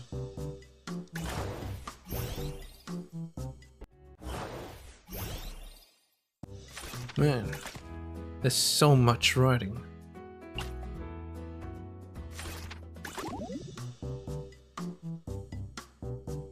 Refuse. No, I can't make any more for you. Why, you've done so many times already. Consuming too much bread with unstable electric current is harmful to the body. I can no longer make this bread for you. Obviously, Gardner can't accept this outcome and throws a huge fit. Sticking to professional standards, Bread Brew family refuses his request. This Bread Brew sees a clown bill, a new customer walks in the shop, followed by a massive boom. An explosion? Why is that customer soaring through the air? Wait a second, isn't that my high current bread I made today? Yeah, that's what I'm talking about. That's satisfying. Customer, you okay? That high current bread is just for display only. You really shouldn't be eating it. No worries, little guy. Did you make this bread? I can such excellent bread be collecting dust in the corner. Why don't you join out and that game? What are you doing here? I'm making a job like this when you chose after training ties with me? I think we used to work together in the military. Now I feel embarrassed just looking at you. Are you done yet? The manager's not in today, so beat it and don't come back. Hey, senior, here's his customer. That's a mentally unstable Bangbu. I'm mentally unstable back in the day with the military. You, me, and maple syrup, they're practically inseparable. That's your own money caused that expression back then, and since the whole reason why we got forcibly dismissed. In the end, through a series of twists and turns, maple syrup managed to open boom skulls, but you kept going down your twisted path and fell straight into the dark world of bomb making. That dark world of bomb making? It's you who went into the dark world of bread. I believe that the only moment of glory in bread's life is the instant it explodes. So actually she was for setting off those explosives back then.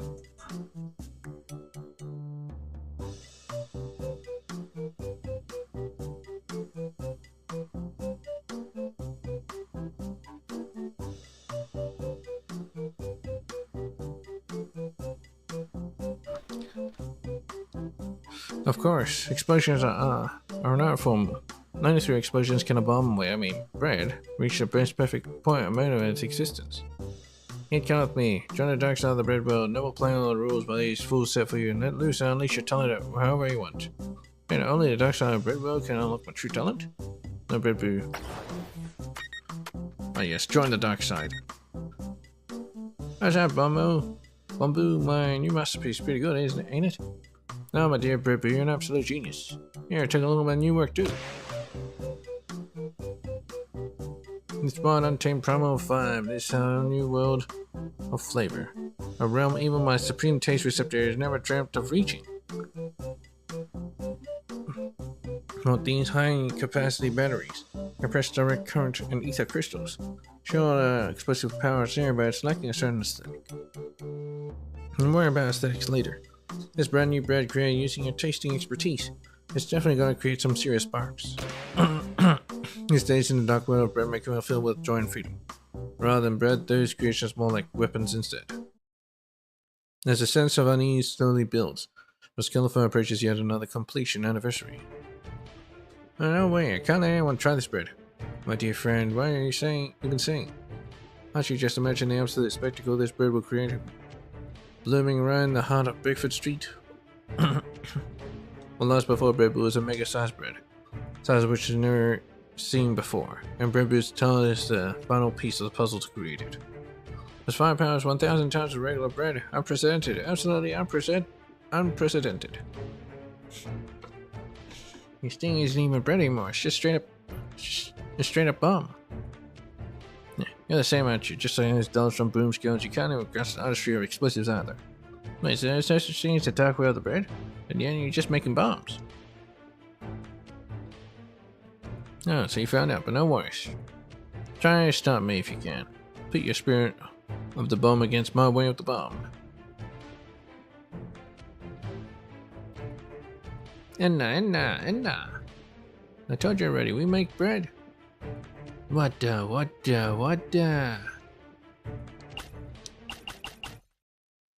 Out of fierce battle of hurling bombs, wait, no bread.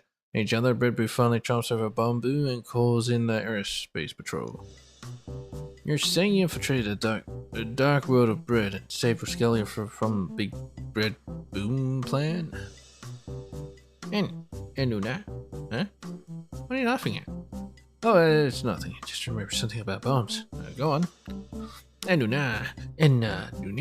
I've told you like a million times, it's bread. Bread! I've got that full picture. Bambi's been apprehended and brought to justice. Thanks a ton for your cooperation. And Luna? Yeah, appreciate it. Well received, officer, but why are you cuffing me? Is this some new way of showing gratitude? New Bamboo, you've done signatures all over this bomb production reports. Since you were involved in making it, you come with me too. And I'm really just a humble baker. In the end, thanks to Bamboo's tip-off, the airspace patrol successfully foils Bamboo's evil scheme and takes him into custody. However, since Bamboo has been involved in the core manufacturing process of the bomb, he also receives a 1-month sentence in prison. What a dumb kid. But yeah, nonetheless. In a month, they'll bake him a batch of electric scones to welcome him back. Meanwhile, at the airspace patrol precinct where Bamboo are being held. Hey, line up properly. Yeah, ready to charge up. The bread boss is here. Inmate Bamboo. Rally up, welcome, boss. Alright, here's today's bread. Everyone gets a piece. Such a delicious electric currents. My electrical feels so refreshed. Feels so happy, so warm. Can't I just sit here and eat bread forever? Remember, while you're here, do good deeds and set a good example. When you leave, do the right path. Stay on the right path, do what's right, and contribute your strength to Lady Sunbringer, got it? Hey, the boss is talking to you. Quit munching and listen carefully. This boss, help others, stay happy. And that's more like it, now dig. After being detained by the airspace patrol, Bamboo leverages his supreme taste receptor and bacon prowess to successfully take over the Bamboo meal services. Not only does he manage to boost many Bamboo's quality of life, but he also gets plenty of N-Night gang members back on the straight and narrow. In fact, loads of N-Night gang members would even volunteer to help out Doomscoons just to get another taste of that bread they had while incarcerated. All for a shot of sampling the first batch straight out of the oven. Jailhouse chef.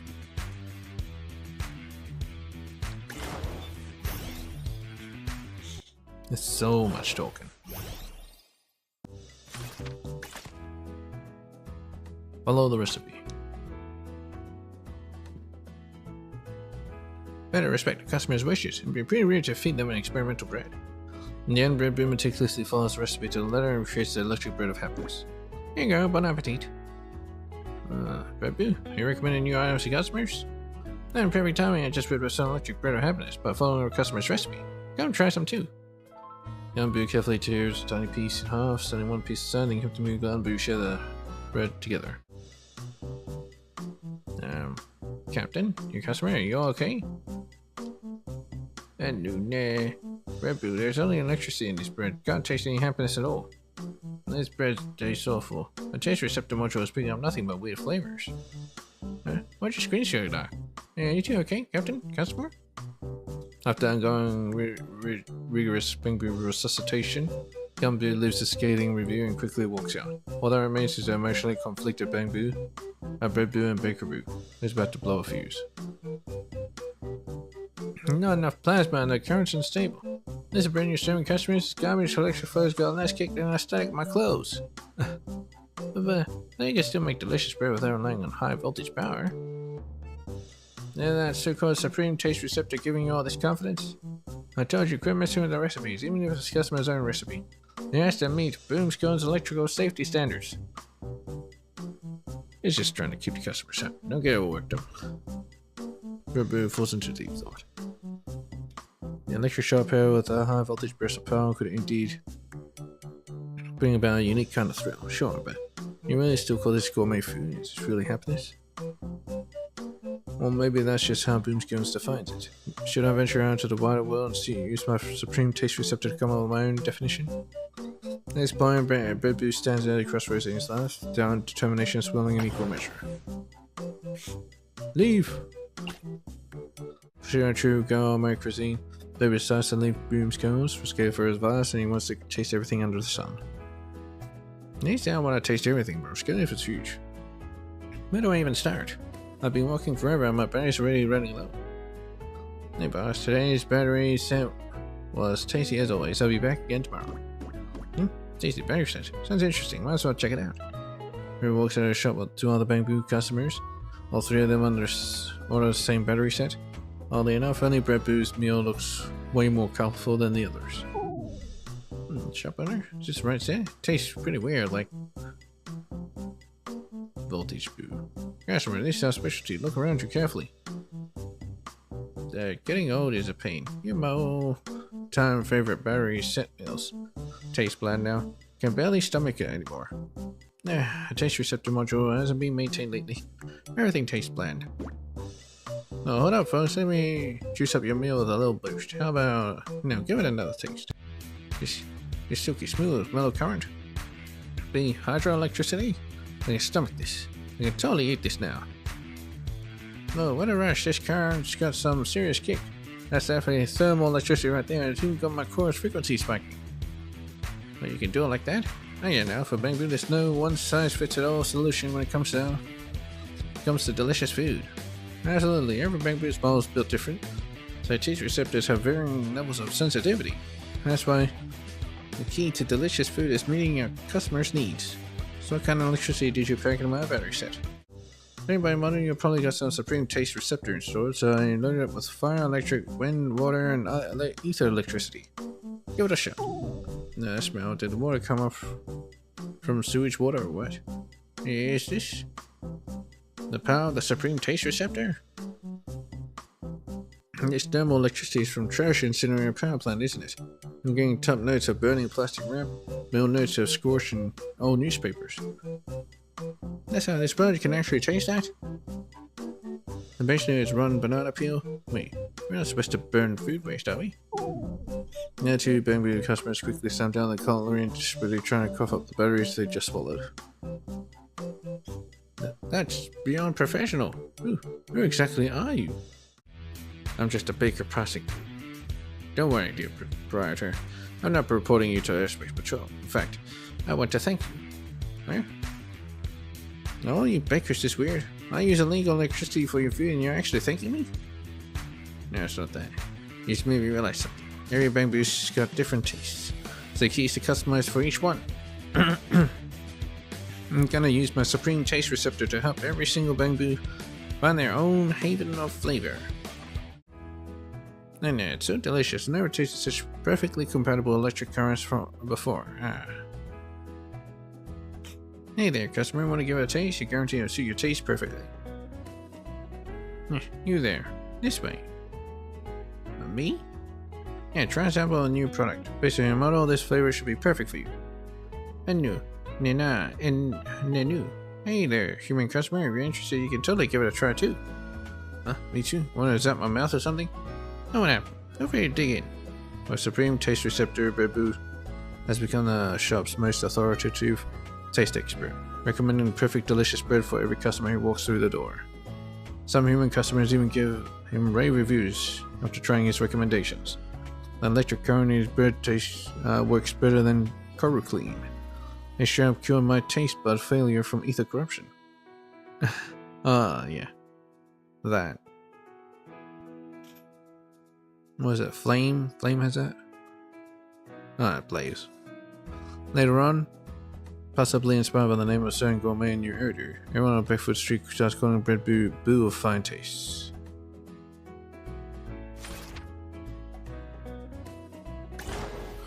So much talking.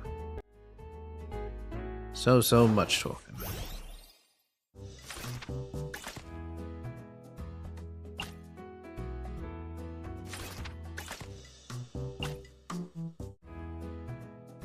Yeah, I haven't mastered the basic recipes yet. Venturing out to Brascalfa alone is way too early for me. Lumber leaves. Just studying every recipe imaginable, tasting countless breads and ingredients. A supreme taste receptor quickly sets foot on part discovering all flavors, and with the same ingredients, the breading maze can taste worlds apart from others. I expected. Having solid fundamentals is a foundation for achieving true deliciousness. You, bang me with the bread on his head. Give me that bread again.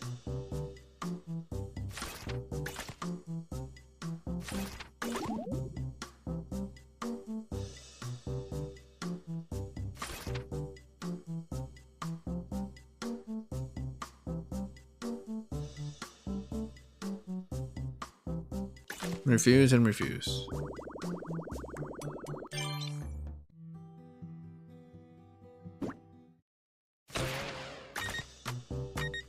Reject. It stays in a dark world of bread making filled with joy and freedom, but rather than bread, those creations are more like weapons instead. He slowly builds. Brascalfa approaches yet another completion anniversary.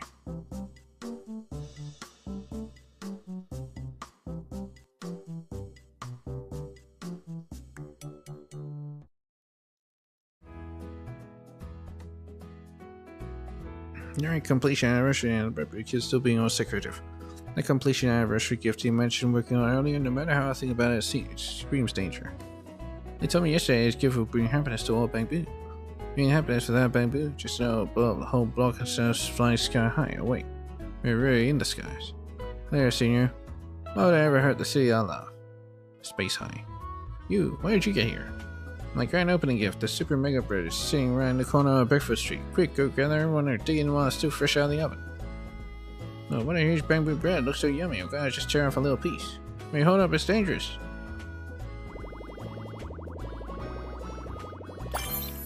One of the bamboo tears the bread, a brilliant golden light bursts forth and illuminating the entire block.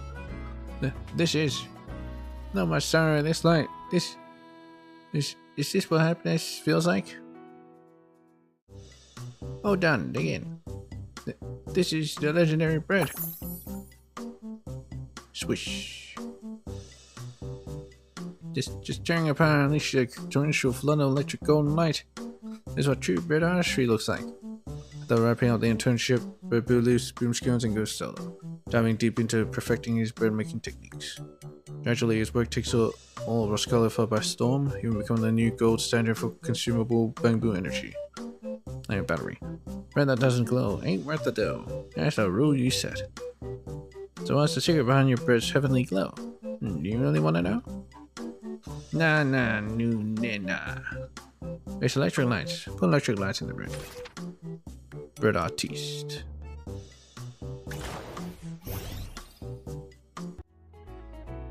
Chic boutique. Oh man.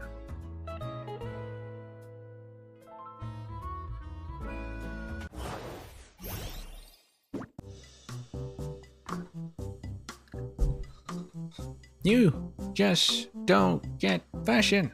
Taylor Boo, Fashion Boo. I don't get fashion. I was spinning thread at 3, sewing at 5, and designing patterns like a pro by 7. I was upgrading airspace patrol uniform buttons before you even manufactured. Oh well, both of you chill out. Can someone tell me what's going on here? Captain, this apprentice you sent my way is full of herself. I asked her to bring her best design, and she showed up empty-handed, saying she was the best design. Weren't you the one who said, show me the best design? This soft, squishy exterior and fluffy coat of mine. It's the most perfect design that Lady Sunbringer has gifted to this world through me. Huh. It's like turning in a blank just to saying you've completed. I see a logical of fraud instead. Bottom line is you failed the apprentice test. Taylor Boone and Captain Boone leave Chic Boutique dejectedly. Put it down, little one. There are more opportunities out there. Kakiboo, boss of Chic Boutique, is looking for ideas for next season's collection from the public. You can give it another try. But that guy already said he wasn't going to let me through. Don't sweat, I already signed you up under my name. Pretty sure Kakiboo will at least give your work a look, you know, as a favor to me. Captain, what am I going to do without you? Alright, I skipped the whole Bamboo's new close stick this time. Go knock him out with the actual work. Don't worry, Captain, I'll well shoot it down this time. Days later, Taylor Boo finishes our design. This piece is her own unique creation. Should she model the piece herself, I'll have a model Bamboo showcase it. Of course, yourself. As I thought, my work is perfectly. Traffic when it's on me. Among all the soft-muted designs, Taylor Boo's piece immediately grabs everyone's attention with its bold use of purple, then Fashion Boo stops momentarily in front of the piece to check it out. Clean stitching with a reasonable fit, designing patterns for Bamboo's bouncy, rounded bodies, no easy feat, but you nailed it. Heh. The fatal mistake is this vibrant purple is way too outdated. Outdated? No way, I referenced the latest. I know what you're thinking. Since light colors are trending this season, why not flip the script and use bold, eye-catching colors to stand out from the recruitment event? Need your inspiration from Rebeat's spring collection, and with your killer craftsmanship, this is bound to become the signature style for Chic Boutique's next season lineup. As you are blithely unaware that this color scheme was originally created by Chic Boutique 3 years ago. The base design is very similar to. Our designs have inspired many brands, and similar styles have popped up all over New Eridu.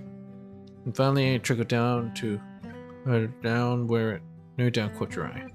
I think there's your original style. How naive. This was a choice selected by you, for you by the people in this very shop way before.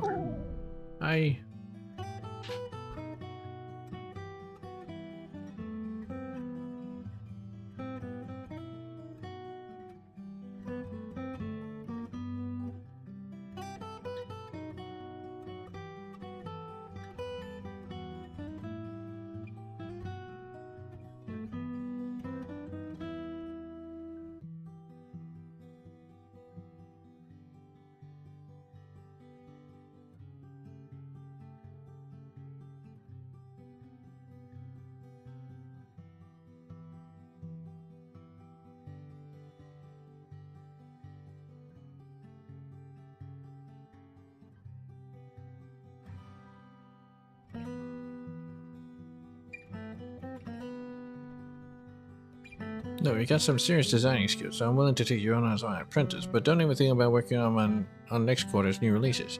You got a ton of catching up to do first. Taylor Boo successfully scores the apprenticeship. Fashion Boo's words hit her hard, leaving her questioning everything about her own design style. Hey, what are you signing up for? I heard you're close to the shop that made your apprentice. Alright, we got another good news. Today's new design showcase isn't just bringing in contestants. We got a ton of buyers from the industry showing up too. A lot of them like your design so much they're talking about bringing you along to the end of Fashion Week. Fashion Boo doesn't have any objections, and I said there'll be a solid opportunity for you to sharpen your skills. Oh, technically speaking, this is my own design. This references an older version of one of Chic Boutique's past works and improved on it a bit. After all, he's also signed with Chic Boutique, so it should be fun to give them one of Chic Boutique's past designs, right? Of course, if you have other works, I'm sure I'll be willing to take a look. That's with a chance to get her work recognized, Taylor Boo finds herself torn. She play it safe and reference Boutique's past designs or deliver a standard response to the client's request. Should you take a gamble on her own creative vision?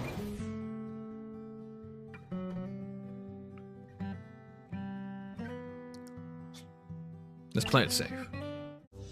Mulling over, Taylor Boo decides to play it safe and submits an improved version of the Chic Boutique's former purple design to the client. She doesn't have high hopes after all, specifically just a rework of the past design. The fuck?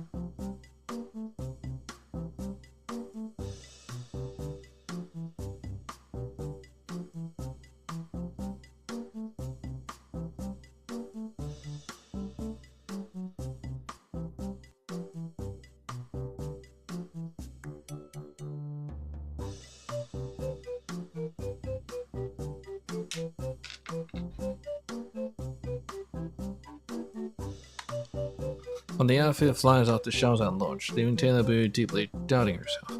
After all, it wasn't exactly cutting edge or original, but it just came just some tweaks on an old design. No man, thank you so much for new designs you created, selling like hotcakes. Now every bamboo on Bedford Street is riding this fresh new wave of fashion. Well, strictly speaking, it's nothing new. I merely tweaked an old chic boutique design. Details are in business here. If it sells, it sells. That's why we want to partner with you again. Look, we bought the contract. This time we're hoping to improve our chic boutique's design from last winter. I'm not really sure this is the right thing to do. Senior fashion bureau, what do you think? That's me, you have to make it for yourself, or else your skills don't embarrass the name of chic boutique, that's all. That's you in a bizarre sales report of Love's Taylor Boo doubting her own design principles. Just copying all the designs gets all the acclaim, and when our original works ever get her a moment to shine. She created a style that truly stands the test of time. Got me out here out of the blue. I'm guessing you're still on the fence about the partnership. Spanish Brewer told me he's actually elated that you landed the contract, brother. That bamboo's just too proud to show it.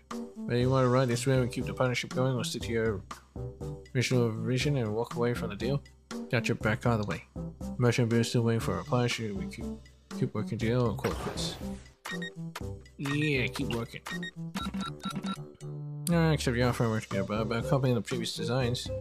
I think she already got the old design patterns ready, so make those changes will be a breeze for you. So man, I'm just no pressure about this field, so I hope I can showcase what I'm capable of. Yeah, I'll throw in more dailies, don't worry. You can front you half the payment right now. Huh? So not enough? They'll throw in another 20% commission. Let's hesitate. Here, have these 200,000 dailies. Consider it a personal gift. They still use dailies? Facing a relentless pressure and also Denny's from Merchant Boo, said Boo finds herself in a bind. Should she stick adapting previous designs for a big paycheck, or risk getting his partnership cancelled by insisting on a original design of her own? Continue adapting. It's been a long time since Taylor Boo decided to copy previous designs. Since then, just left she boutique inside her own fashion company, like copying exceptional designs and acquiring studios behind popular trends. Taylor Boo gradually becomes a major player in the industry. What the hell is this? Should reference Chic Boutique's summer collection this way you turn in? But I just want to create something that's truly mine. Boss, have you ever thought about expressing yourself through your work? I'm officially informing you that you're fired as of now. After years of crawling through the fashion industry, Taylor Boo's managed to grasp the game inside out.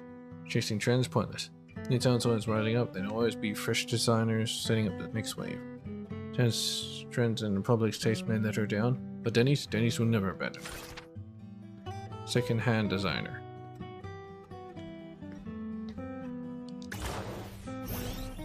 You're meant to copy, not meant to make your own.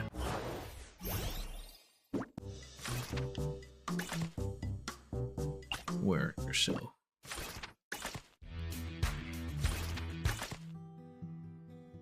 Play it safe. Keep working. Insist on original designs.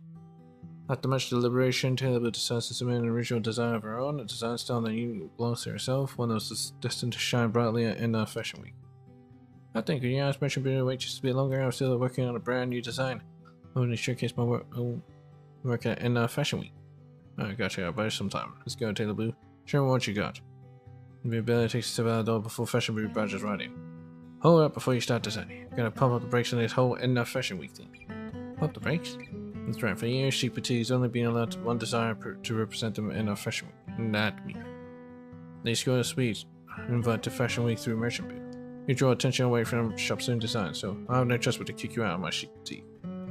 Of course, if you're willing to give up this opportunity, I'll make it worth your while in other ways. For example, converting you into a full-time role, mentoring your design journey. So I get on my spot at the End of Fashion Week for you. I'll officially get promoted from an apprentice, and you support my designs too? Alright, so let's keep moving. Let's still go vet your so-called designs first. I understand, but I refuse. You gotta turn against Chic Boutique. First off, according to the boutique's policy, whether an apprentice stays or goes is ultimately up to the manager Kakabu to decide. I don't trust a word you say. Say I'm not going against Chic Boutique, I'm just going against you. Alright, you're on. I'm looking forward to facing you on the runway. Let's see who will have the last laugh. Seeing about the smug face of Fashion Boo gets Taylor Boo's voltage surging. The nearly completed design drafts, some bold ideas began brewing in her circuits. Would she push forward with these new ideas or stick with her original vision? Push forward boldly. Without a moment's hesitation, Tenabu once again embraces an old style. This is the artistic expression that truly belongs to her. That also means scrapping the whole design and starting from scratch. Tenabu continues to work through endless revisions are made, rammed to her systems and force a mandatory shutdown. Then wake up, kiddo, are you right? Yeah, you're chasing artistic expression and all that, but you gotta take care of yourself. It's so drained that even your screen's dimming. Captain, my bad, I was so focused. I didn't even notice you woke up. Let me show you my genius design. It's gonna absolutely blow everyone away at the end of Fashion Week. Now, you sure about this? Design looks a little too wild. Naturally, it's gonna be a little wild after all. Now I need you to round up some helpers for me. Captain, gotta make sure this whole show runs smoothly. Into these background extras on our design plans? It shouldn't be too hard. Pick a line, the opening day of NR Fashion Week arrives. Fashion Boo paces back and forth in an entrance anxiously, waiting for his rival, Taylor Boo, to show up. It's weird, I've been feeling kind of restless, like my core voltage keeps fluctuating. Now I'm guessing maybe the power supply system needs some maintenance? That's so. I actually get a feeling the Fashion Week's way quieter than usual this year. Speaking of which, where's that apprentice? How come she hasn't shown up yet? No, did you miss me, senior? Fashion Boo turns toward the commercial and spots Taylor Boo hanging on his side. Nico's dressed in an eye-catching pink and white outfit. Trailing behind her is a bunch of followers shouting all kinds of slogans. But what is this? This is the art you could never understand. Art. Nobody defines my work but me. Because I'm fashion itself, and fashion is all about being wild. Wild. That day, media outlets across the scale for scramble to cover the march. Trending topics began popping up in the interviews, such as fashion grand parade, ultra cool designer, and chic boutiques thrown in jeopardy. This was a mastermind by this fashion parade, Taylor Boo. The fashion world gave her a fitting title, Booella.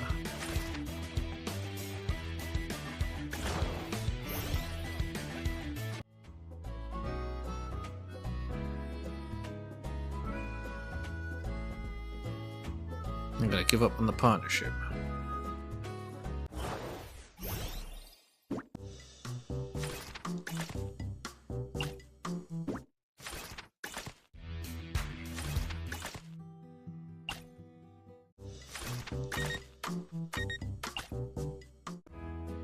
Alright, I'm gonna have to pass on this partnership. I need more time to figure out where my work is headed.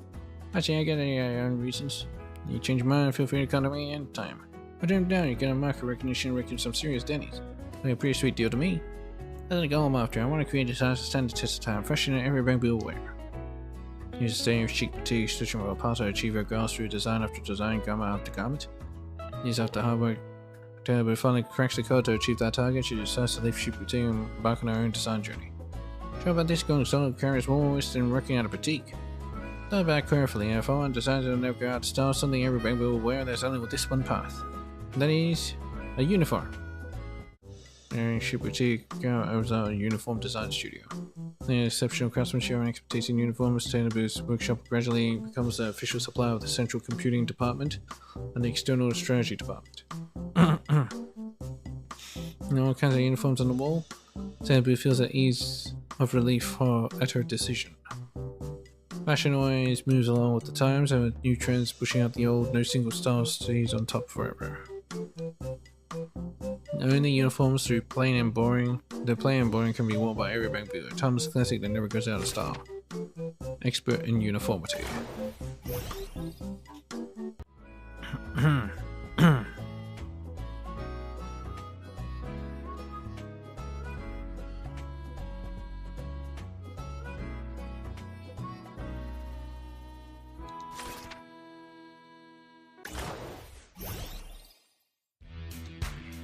Keep the original design.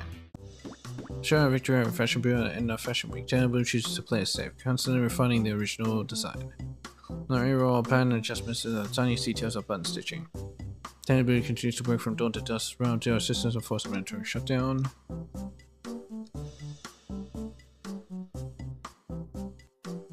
Design is all about trade-offs, you know, don't sweat it. By Taylor Boo finished her piece at NR Fashion Week is her passion project. You modeled the piece herself and have a model Bamboo showcase it. Of course yourself.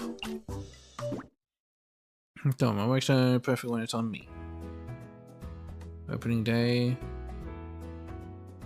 Taylor Boo spots her opponent, Senior Fashion Boo, in the waiting area. It's your turn, apprentice. Your work. Can't go your tongue, Senior. Now that it's not that different from our last piece, but you clearly leveled up your control over the flow of the waist starts and side seams. What else? Biggest breakthrough in design philosophy. The fabric and color pairing is way more harmonious, and the skirt lens being adjusted to account for dynamic movement. Now you're actually pretty good at throwing compliments, but hey, this is the time to throw in the towel. Just that, for the sake of the design, you went in with some pretty flimsy stitchings. Seriously, do you always have to throw in some criticisms? There's something wrong with your logic or what? Just being honest, overall you made some serious progress with this piece. It's just, hey, come on, at least let me finish. Then you head straight to the fitting room without a second glance, but the movement when the garment unfolds, those flimsy stitches in the back simply split wide open. No. Let's focus on preparing for the runway itself. I didn't bring a single sewing tool. What's wrong? I heard a noise from outside. I knew the back couldn't hold and split open. New to me, apprentice. You go arrange the runway music. I've got a sewing kit right here. I promise I'll have it looking good as new. Wait, will it make any time? Look, we can't be done. I can just drop out. Josh is giving up the Chic Boutique's operational philosophy. Don't worry. I was already learning to sell before you even rolled off the assembly line. Luckily, it's a close call, but no real damage has been done. After wrapping up the music arrangements, the outfit repairs have been completed by Fashion Boo. Making it the nick of time before hitting the stage, Taylor Boo arrives at the waiting area. Wear the piece yourself twice. Have a professional model it. Are you sure you want to do this? Don't worry, Captain. I'm going to show everyone what a real fashion looks like. Next to a piece from another designer Chic Boutique, Taylor Boo. Look away and the spotlight creation conquer that entire stage. Taylor Boo self-noticed spin of so Fashion Boo struts on one way and takes it away from her hand. The design of this outfit is. She left the video, but she can hear herself. Here in the fashion arcade, and give it all to you. Here right down to Chic Boutique, the most beautiful clothes in all of Rascalify can be found there. Past it's a legendary end of Fashion Week, but in that mind, long spectacles you'll see in the memory of every bank Boo attended. Best Chic Boutique won the best show in the show. The designer herself was no show at the event. Instead, the designer from the store played her statement, breaking protocol by blasting out the store's advertisement. Hey, welcome to Chic Boutique. Now, I'm going to commission the most beautiful outfit in all of Rascalify. Damn, another customer is here to place a custom order. And I caught it. Trust the new collection drops, everyone will come looking for me. Seriously, after all these years, can you be a little bit more humble? Rush now, the best design in all of Rascalify. Fashion trendsetter. The last one is probably to wear it yourself, yeah. But since I started from the checkpoint.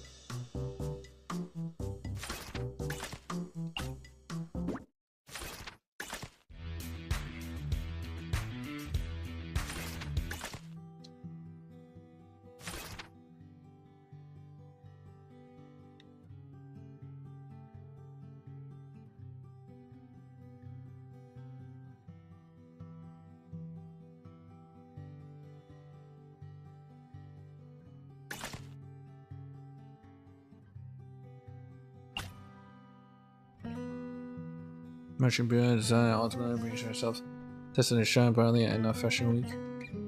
Usually, a new design her she is both in the Fashion Week. Maybe some time.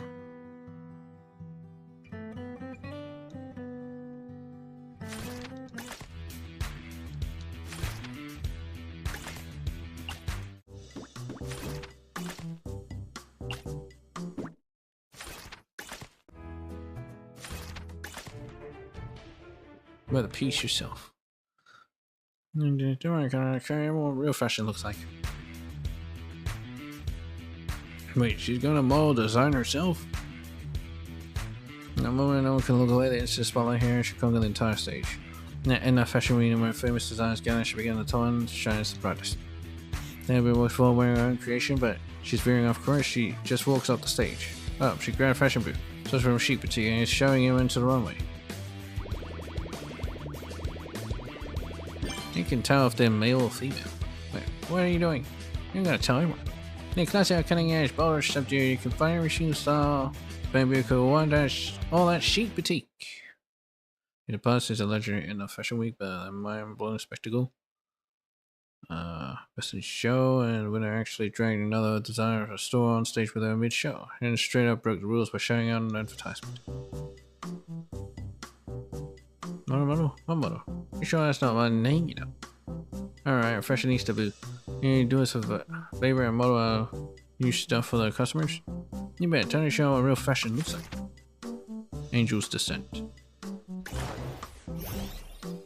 Almost done. Holy shit. CCD.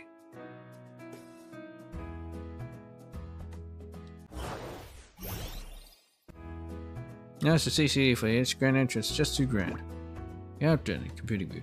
I'm still nervous. You're already officially internal CCD, so I was feeling nervous about it. Get in there and see how the department operates. Computing booth must skyrange, push up in the door, subs in a brand new world waiting beyond. No, it's not that now, those babes. Your projection system is seriously legit. Mind the wrong room. Although you must be in your intern, I'm in charge of data validation and baby maintenance. You can just call me the validator. This Cappy over there taking a virtual vacation at his desk. He's a total veteran in the department already. Let's go, working smart, stacking strategically. Hey there, seniors, my name's Computing Boo, looking forward to working with you. No need to be so formal, it's been over a year since we had any newcomers around here, so enjoy yourself. Thanks, senior, I thought our work in the department would be more solemn. Talking about stereotyping, anyway, have you picked our onboarding track yet? Onboarding track? Department's onboarding process for interns. And choose to stick with me here at the department and observe how other Bangbu work alongside their human colleagues. Or you could also come with me and develop this data packet first. In exchange meeting tomorrow, you can tag along. Tag along for the meeting. Boo decides to tag along with his senior Cappy at a networking meeting to understand the jump's external responsibilities. This being more to this trip than meets the eye. Senior Cappy, a data package is loaded and the files for the session are all prepared. Senior? Martina has barely enough Denny's. Come on, boss, don't be stingy. The department has got strict computational allocation protocols. Every bit of Rosetta data process is logged and tracked. Sticking somehow on a fake requisition and craft your cards, it's not exactly a walk in the park. Don't try to hold me, cappuccino. Where's the data? Mysterious carrot merchant whispers a few words to Cappy, then both go their separate ways. Computing Bureau couldn't fully focus on their subsequent meetings after that. Data? Fake requisitions? Cappuccino? No matter how you put it, it's gotta be an illegal deal, right? Gotta report this to Airspace Patrol. Musters his courage and reports the deal to Airspace Patrol. This day's Airspace Patrol shows up at the CCD's entrance. What's up, I can just check on you today. Why did you seem so out of it? Airspace Patrol could possibly tip off work. They hear their bust senior Cappy. But just as Computing Bureau is thinking about how to liaise with Airspace Patrol officers, an icy mental sensation in his hand snaps him back to reality. Computing Bureau, the Central Computing Department, you're officially detained under suspicion of embezzlement and illegal data trafficking. You're transferred to the Airspace Patrol precinct for further investigation. Nuna? Sir, it's been a misunderstanding. I'm the one who tipped you off about what kind of bamboo would ever rat themselves out. And Nuna. That's Ralph, sir. You know this kid inside out. He never had any illegal software installed since they rolled out off the line. No way he'd be mixed up in anything shady. But we detected illegal Rosetta data packets in your records. So you gotta bring him in for questioning. And? Nanu? A data pack? That must be the one that Senior Cappy gave me. Must had this whole setup planned. You totally framed me. That's your side of the story. Save the excuses. Airspace Patrol will get to the bottom of this. Nanu? Nanu? Framed. Officer, we have a discreet word with you. Pretty sure there's been some sort of misunderstanding. From what Computing Bureau is saying, I can utilize this situation better. Beater? What do you mean? Think about it. Nico data trains are hard to clamp down on. We can trace the Denny's flow to nail the mastermind. On top of that, we want to sneak data out without getting caught. Definitely need to fudge some of the computing numbers, right? That's right, the transaction flow of the Rosetta data or the CCD's computing records.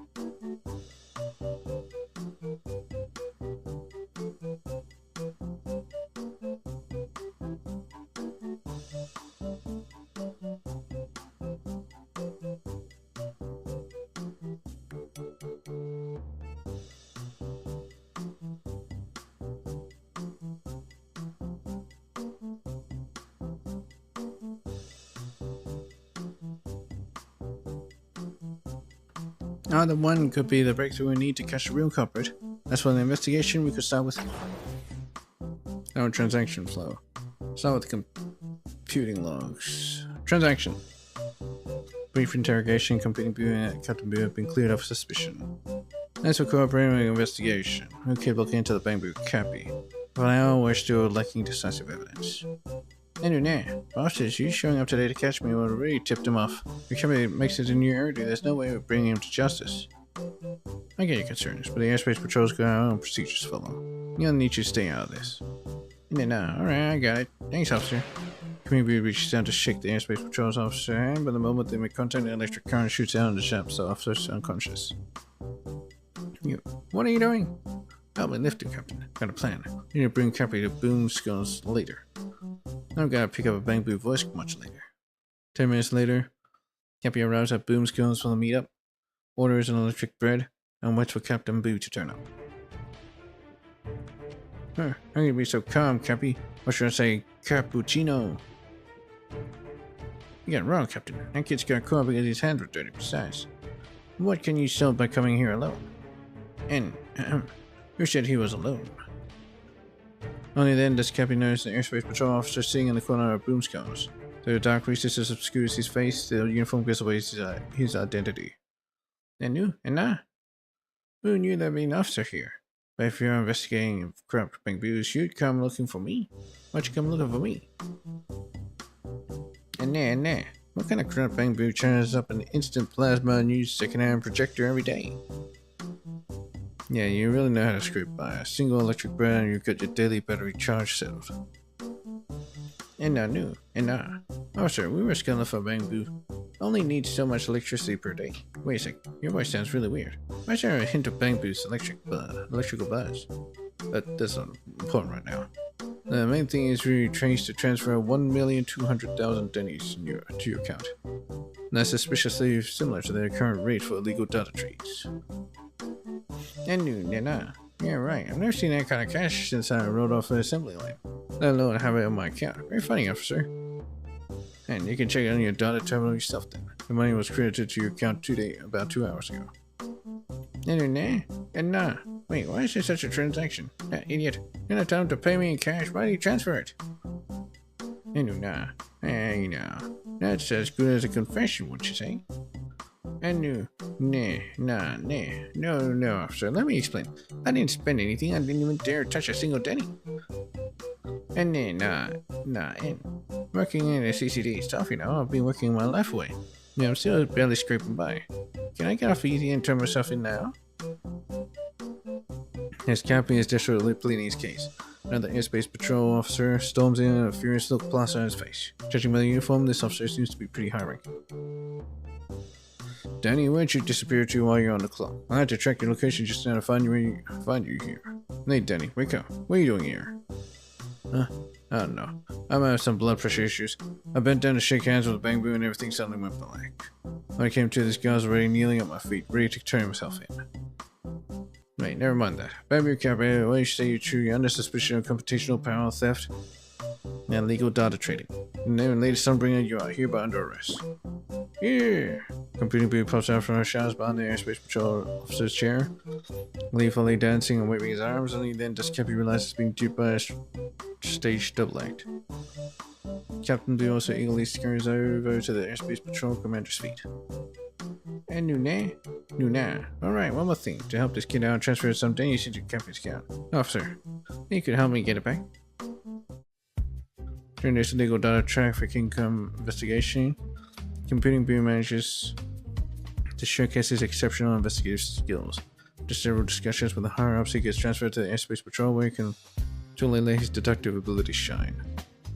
By now, it takes center stage in investigations. Instead, every airspace patrol monitor who worked with Computing Boo somehow got promoted and revered, without even remember what went down or what they did.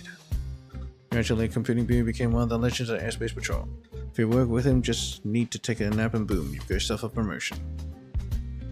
In the process of taking credit for these kids, slight electrical burn from your fingers. Your body will also mysteriously develop a freakishly high resistance to electricity. In the colder months, your body will also generate enough static electricity to light up an array of lights.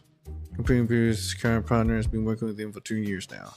Looking at his hands, all scorched with black and red marks from electric shocks. Computing Boo is seriously considering whether to use anesthesia next time instead. Airspace Patrol's hidden ace.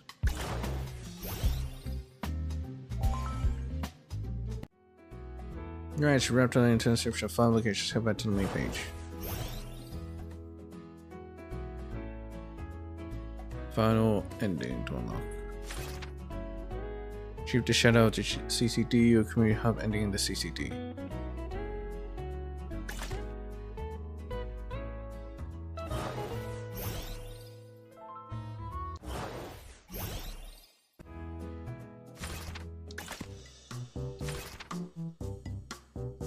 Start with computing logs. I see. Let's just go over here.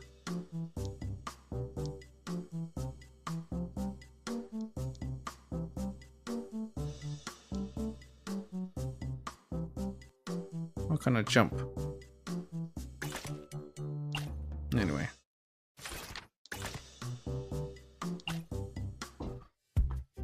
After a brief interrogation, Company Boo and Captain Boo have been cleared of suspicion. The guys can't be, they'll need to dig into those falsified computing power consumption records. Sometime later, inside the Airspace Patrol Precinct. At night, sometime later, the final act of this criminal drama is about to unfold in the CCD office. Now, today's plasma coffee is absolutely delicious. I really have to thank my adorable junior for this.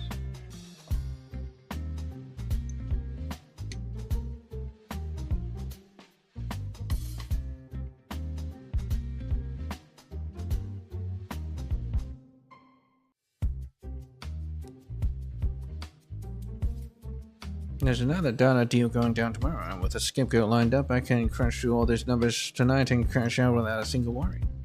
What's going on? Why can't I connect to the system? As soon as he says that, the lovely lights flick to life. The validator, Computing Boo, Captain Boo, and a squad of Airspace Patrol tactical agents storm out in perfect formation, surrounding Cappy from all sides. Wondering why you can't connect to the core programming computing system, Cappy? Or maybe I should call you Cappuccino. And my dear validator, I was just doing some system maintenance. What are you all trying to do? And trying to catch the real culprit behind the illegal data trafficking, of course. I've always been curious. The CCD has always been extremely strict when it comes to computing power allocation. How'd you pull up that switcheroo, senior? And the thing about it now, the truth is actually pretty simple. You never actually swapped the data, you just faked the report. And what are you guys even talking about? I don't understand.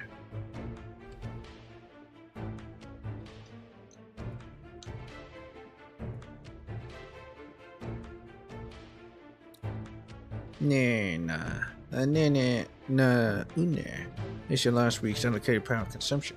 This much electricity, you submitted 17 data reports.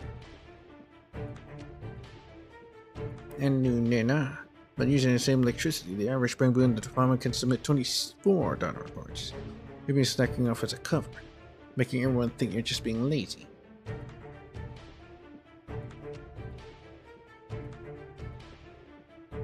I'm also particularly at fault here. While dealing with the massive haul of data, I slipped up and missed the issue of this production output.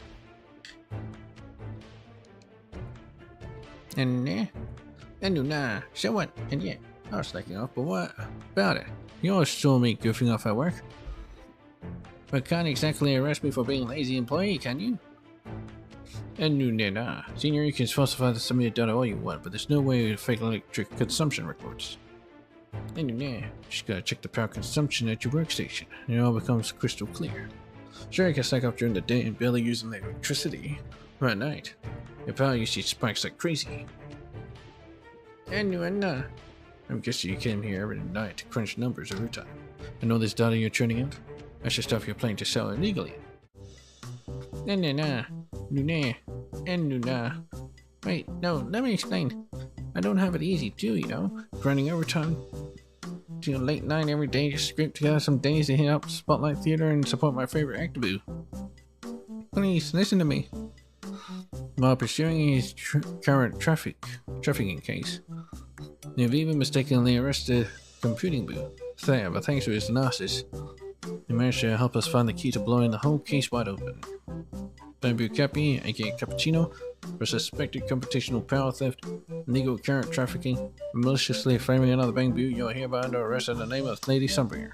No way, Cappuccino taking out some intern impossible. Was the wrapping of his crime drama? Computing Bureau successfully clears his name and returns to the CCD. Did you hear that? Hey, did you hear? That computing power fraud case at the CCD was solved by Shadowing. Alright, where is the department's abnormal computing powers restored the next day? And even all the account reconciliation statements were stacked right at the airspace patrol's desk. And get this, I heard that Shadow is actually a Bamboo from our own department. And they're right here in this building. No way, that's insane. Well, I know as long as Shadow's around, justice will prevail. Any computational fraud that takes place will surely get exposed within the day. Oh, Master Shadow, you're my idol. Ever since that computational fraud case, Computing Bureau served as CCD's enigmatic overseer, continuously resolving all manner of internal issues for the organization. I have some gratitude towards Senior Cappy in order too.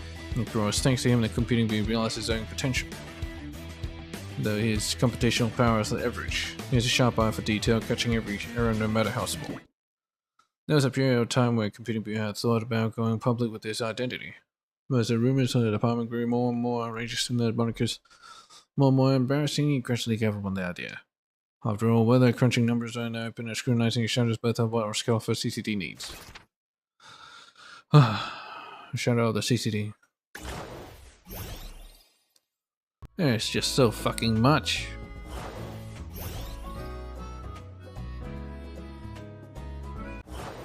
Final ending. Did you guys hear that the captain's retiring? Retiring? That's good. He's been working himself to the bone all these years. It's about time he started taking care of himself. Now, it might not be good news though. I heard that after he retires, he's not planning to stay in Rascalfa but heading to New Eridu instead. No, but if he goes to New Eridu, won't his memory data get reformatted? Reformatted? That means he won't remember anything. No way. Go find him fast. And while Captain Boo is about to head to the External Strategy Department for his retirement ceremony, he's still sorting through his last belongings and wants to keep he places all the most important items in Rascalfa and the wooden box in front of him. Cannon brushes down on the wooden box suddenly, just in hands on the lost keeps blowing up when suddenly the door behind him swings open. Now we heard you're retiring and heading to New Eridu. That's right, my logical certification deadlines. I can't work in career planning anymore, but that doesn't mean you have to erase your memories of this place. Yeah. I think you should pursue how do you find meaning in our lives. Do children really become capable of being respected fields when it comes to their careers? It's nothing more I can guide you on. As your journey, can you share identity in life and you keep sacrificing after I'm gone? And yourself stuck in a dull routine, surrounded by endless chaos, wondering what's the point of it all. As your simply your very existence is what gives it meaning. And the bank big apps of wood bikes for firing, sunlight, prepare boost goggles, bread boost apron, computer boost badge, and many more memories left by his students and by his children.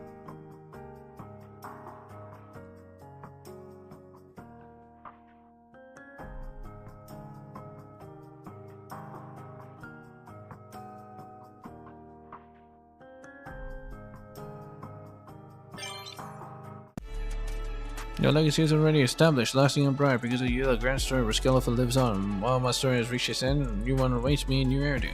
Say goodnight, Rascalfa. Farewell, kids. Next student's waffle eyes, young Boo turns and heads to the External Strategy Department for the retirement ceremony. The students stand frozen in place, lost for words until, oh, Captain, my Captain. Thank you, my children. So the External Strategy Department can be strongly accused of murder of corn. Check wanted to maintain some grace and composure in his final moment of bidding farewell to his past. But all years of service, Captain Boo. These kids really did something incredible for themselves in Rascalfa. And yeah, it's just a real pity I haven't forget all those wonderful memories of them. Now, if you really want to hold on to the memories, you should keep them. It's probably talking to Sunbringer. And this really okay? One of our ASD regulations? Thanks speaking, yes, it does. Making consider a token of my appreciation for all your hard work over the years. Do keep this between us, though, Captain Bangbu. No. Yes, thank you so much. Juggles, I hope everything goes well for you on your journey in New Eridu.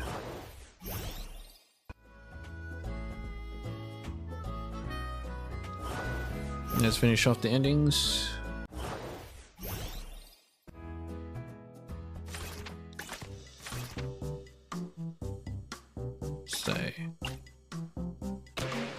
Maybe decides to remain with the validator within the department, but the CCD work he's been dreaming about isn't going as smoothly as he had imagined. And new. But validator, there's smoke coming out of the senior baby's ears. Is that normal? This is normal, no matter how you look at it. Cover for me real quick. Cover for him real quick. I'm taking him to the maintenance room to cool down his core. No. Okay, I'll do my best. Then you cover, take out this task first, will you? Run through your base level algorithm once your interface loops are closed. Look forward to meeting the downstream department. I said, what? Downstream who? Interface loops? It's not telling him all this now. Wait for the validator to come back and calibrate his parameters, then you'll be able to calculate these. Yeah, okay, got your calculation framework sorted out first and run the feedback on the computational capabilities. Otherwise, all these equations you crunched are going to be worthless.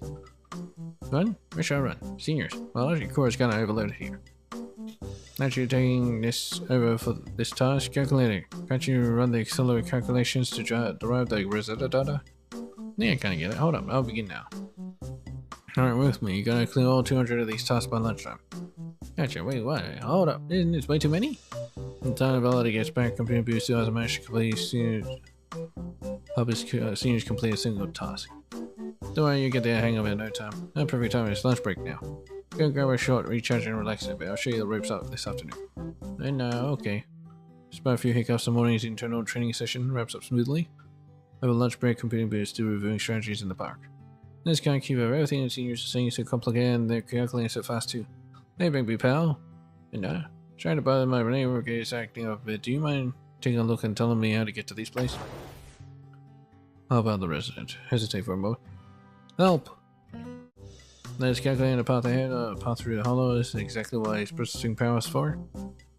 The first day's experience, Computing Boo finally joins the ranks of the Bangbu computing department. However, working with the data boos, that's no walk in the park. An error rate of 27% over the past few days. Try harder, Computing Boo. And dear Junior, you need to learn to control your voltage. When it comes to calculations, you gotta deal with a smart. Running calculations and a fever at the same time won't cut it. The way things are going for you right now, forget about cursing at your desk. You'll be lucky if you ever make it past your probation. Guys, senior, I'll keep working hard. Validating my tasks are done. I'm gonna take a short nap now. Wake me when you clock out, yeah? No, I gotta do something on my career. It's gonna be over before it even starts. Gonna give it my all, but could there be another way besides boosting my processing power? Seek to boosting his processing power. Try a different approach. No weeks pass, and Computer has been grinding every single day to boost his computational power. 74% completion. Rate for this calculation actually dropped even lower. It's only 2 weeks after the internship, and a passing benchmark for computing data is 90% completion. When there's no way to pass this internship, what do I do? An easy move, fall weighing on his shoulders. Computing Boo wanders the streets alone during his lunch break, lost in his worried thoughts. Nah, that bang over there, perfect timing. But no.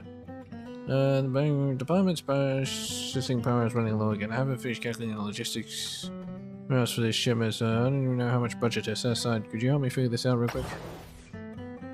Alright, let's head and put them out. I was calculating a path ahead, a path through a hollow. Alright. Incomplete computation, 87% complete. It's not totally stable yet, but I gave them all. In there.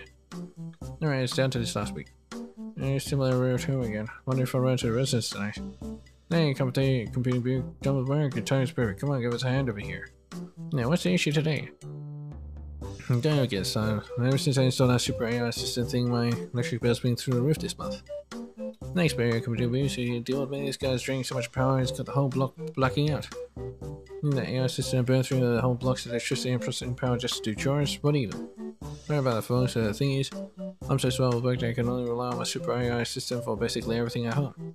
If I just shut it down, my whole life will fall apart. No, never think. Can I take a look? Yes, please. Just tell me on here. Computer Boo coming. Any hints or tales of which back-end programs this AI system are useful and which ones aren't? Can you help me figure out how to budget my household expenses for this month while you're at it? No need to rush, folks. One at a time. Checking the AI assistance program, Computer Boo discovers this AI assistant has been secretly running hundreds of dating sims behind his master's back. They're shutting them all down, the battery consumption jumps back to normal. Now Computer Boo continues to help out other residents with all sorts of everyday problems and finally leaves the block amid everyone's applause. Yeah, it's finally over. Though I guess I'm getting used to it. This is a casual chance of minor assistance, but somehow it warms up my logic core. From this warmth, another possibility for the future quietly begins to take root in Computing Boo's core. Any community service would be better for me. Stay in the community, stay at GCD. CCD. Anyway, come in for a dinner tonight, computing beer, I especially bought electric bread from Boomscones. Anyway, okay. The computing beer here, things are really starting to look up for us. Tell me about it, I still can't figure out the AI assistant though. And now some daily sim just popped up on my phone. And now, Nune. No, don't overthink it. Just take a breather. And this big bamboo stomach is super strong, feels so nice. And Ping eventually chooses to leave the CCD and becomes the computing hub of the community, helping residents and little bamboo solve their issues and daily troubles. This goes another way to prove his worth and help out Rascal on his own terms. But as he tells the residents, guiding someone back home is just as important as guiding someone through the hollows. Community hub.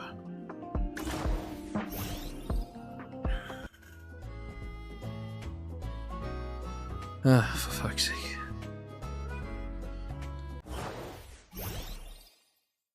Stay at the CCD. Hello everyone, it's an honor to be speaking to you as a Bangui representative from the CCD. Back when I was just an intern, I thought I'd be gone from this place for good and never come back until dozens of recommendations from the residents helped me remain at the CCD. Sure, you're all well aware, compared to the database built with civil calculations, our processing power pretty much pales in comparison. Every time our processing power overloads, we gotta keep enduring that feeling of our logic core burning up. Basing an overheating processor and a lighting logic core, I thought about giving up more than once. By the end, I will always choose to keep calculating. I want to help those great investigators, the ones finding the hollows, and keep their beautiful home safe. Every calculation we make counts. It's the lifeline of investigators and a safety net for our residents. So fire up those computing programs, keep on crunching those numbers. Keep on crunching, keep on crunching. That's right. Do I know without core overheating? Keep on calculating. Dedicate your logic core to Lady Sunbringer. Think about this world from the hollows. Dedicate our cores, dedicate our cores. Officially joining the team, Community demonstrates exceptional computational management skills and bamboo communication abilities, eventually becoming a motivational specialist at the CCD. Rumor has it that after attending his bamboo those numbers seminar of all bamboo received a 10 to 30% boost in processing power. No more overtime.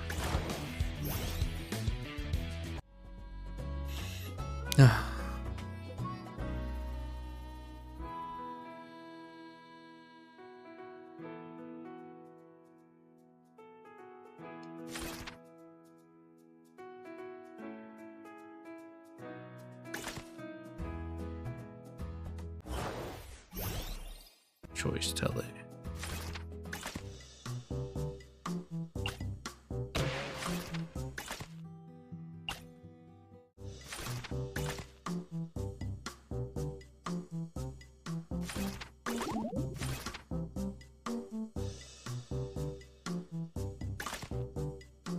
Try a different approach. No, between me and the bank, database comes in the hardware. No amount of effort's gonna bridge that. Now, hardware gap too wide to bridge. What if we dish the hardware altogether? That just might work. Next day, CCD is unexpectedly buzzing with activity. Crowds of people who bang in the corner of the work area drawn by a commotion. Computing beers take out on this one. Yeah, put down the database. Nah. Validator, even bamboo have their limits when it comes to processing power. Nah. In my brief life as a bamboo, I've come to realize that the more of a bamboo shapes the raw computing power, the harder it gets humbled by hardware and limitations. Nah. Bamboo's body is a bamboo's shackles, but today I shall break free of these shackles. What? What are you talking about? I reject my bamboability. Validator. I will transcend processing power. I become processing power. You become an energy life form. You merge with data. The next instant, Computing Beer decides to plug the data bus into his own body. Computing Beer uploads his logic straight into the computational core through the data bus. By breaking free from the constraints of hardware and successfully escaping life as a bamboo, he's now freedom. Pure, unfiltered freedom. Final moment before breaking free from hardware and finally grasp it. Called computational power. No aging, no malfunctions, and infinite computing power. Now I can finally wait. What was I supposed to be doing again? Meanwhile, on the other side. Computing Beer, what are you thinking without your hardware supply? You Can't use your memory card anymore. Of course, you can't remember what you're supposed to do. Hold up, stop running around. Let me download your logic for data first. Hey, don't cancel the download. We can't locate you if you do. Well, real case of ascended data. At least the first time seeing it happen. Anybody know what happens after ascending? The only hardware theoretically I'd just be drifting around inside computers. There's no storage device or anything. I'd eventually forget who I am. Some down and computing ascension incident eventually fades from everyone's memories. But then a new legend starts to make the rounds of CCD rumors of the server spirit. The machine spirit. According to some, maybe you can still occasionally hear the spirit crowds coming from the devices saying things like, quit being a bamboo and the bamboo's precious power really does have its limit. Computing surge. Finally done.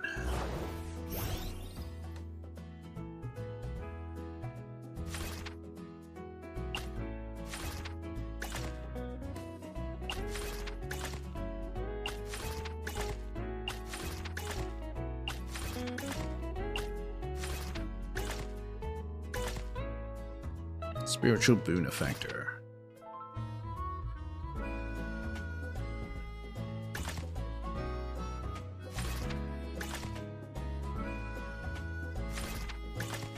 I'm finally done?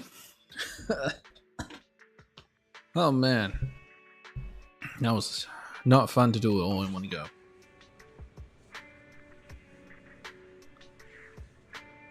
Anyway. Let's do this. Are you done with your missions? Are you free today?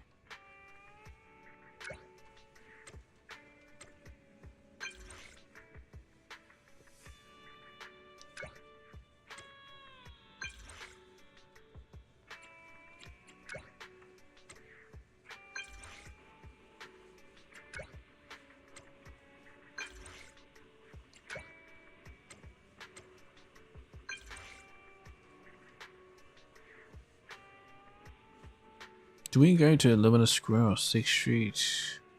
Why don't we check out Luminous Square? Why don't we check out 6th Street?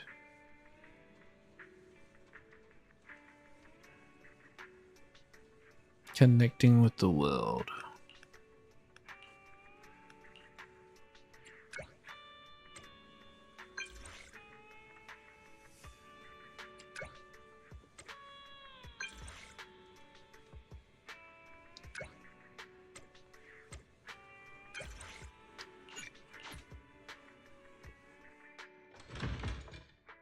I can't remember what I did in Luminous Square.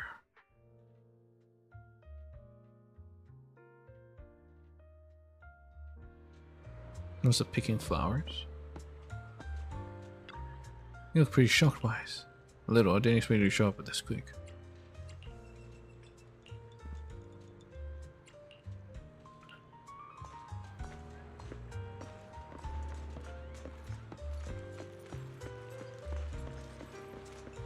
I gotta do my dailies now. I'm gonna stay sharp. Ah, gotcha machines, I got it. Yeah.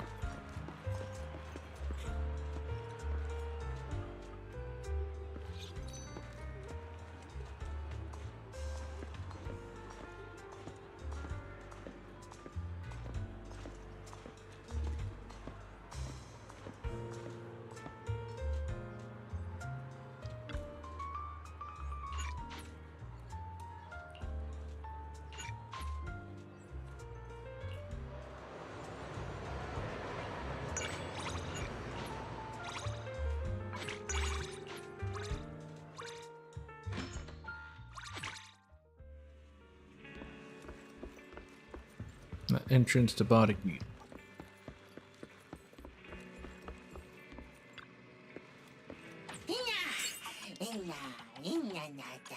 What do you need? Help yourself. I do want them to add more tapes.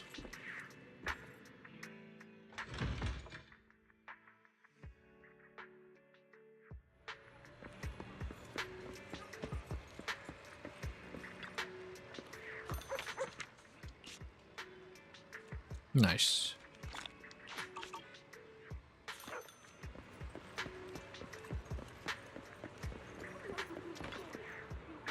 晚来的人也能喝到热咖啡。咖啡不是必须的。 Go ahead and order whatever you want. It's on me. Nicole, our financial situation this month should be okay, right? Yeah, new streams of revenue coming in next month. Don't worry, even though the Cunning Hares might be going through a rough, tough patch, you still offer forward a couple of cups of coffee. Nicole, it's okay, I can just go in with the stream to get some instant coffee. You show Nicole and Abby. You can't resist walking over to them. Nothing you can give them coffee for now. It's not a necessity, right? Need to save for cover our food expenses next week. What? No, enough money for food next week? No, I can buy you 2 coffee. I'll need some money, you know. Coffee can wait. How about sponsoring us with a small sum of Denny's? And Nicole 1,000 Denny's. 10,000 Denny's. Oh, you're so generous. See, Ambi, I told you. Just Nicole predicted. I'm sorry, Proxy, we actually said that on purpose. Yeah, sorry. We're just pulling your leg. I made a bet on whether you'd help us or you pretend to be broke. You actually did. You're such a kind person. Hey, Denny's. We're just teasing you. Doesn't be so easily swayed. After all, New Erdus is full of sketchy folks. Don't consider yourself lucky it was just us messing around. Anyone else might have swapped all the Denny's from your pocket. I have faith in you. You just lost my trust. Why suddenly so serious? I'm feeling sorry. How about I make it up to you by grabbing your coffee? I just finished my coffee. Cool. Go ahead and order whatever you want this time. It's on me. Hopefully Nicole and Abby. It's hard to believe you get a drink of coffee paid for by Nicole. Such a softy. Let's see. Can I make more? Yes, I should be able to.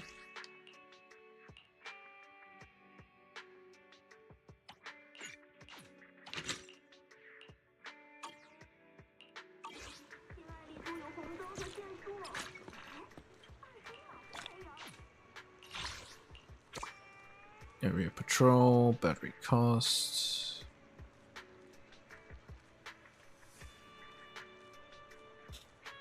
I won't be able to do all this. Shame, but it is what it is.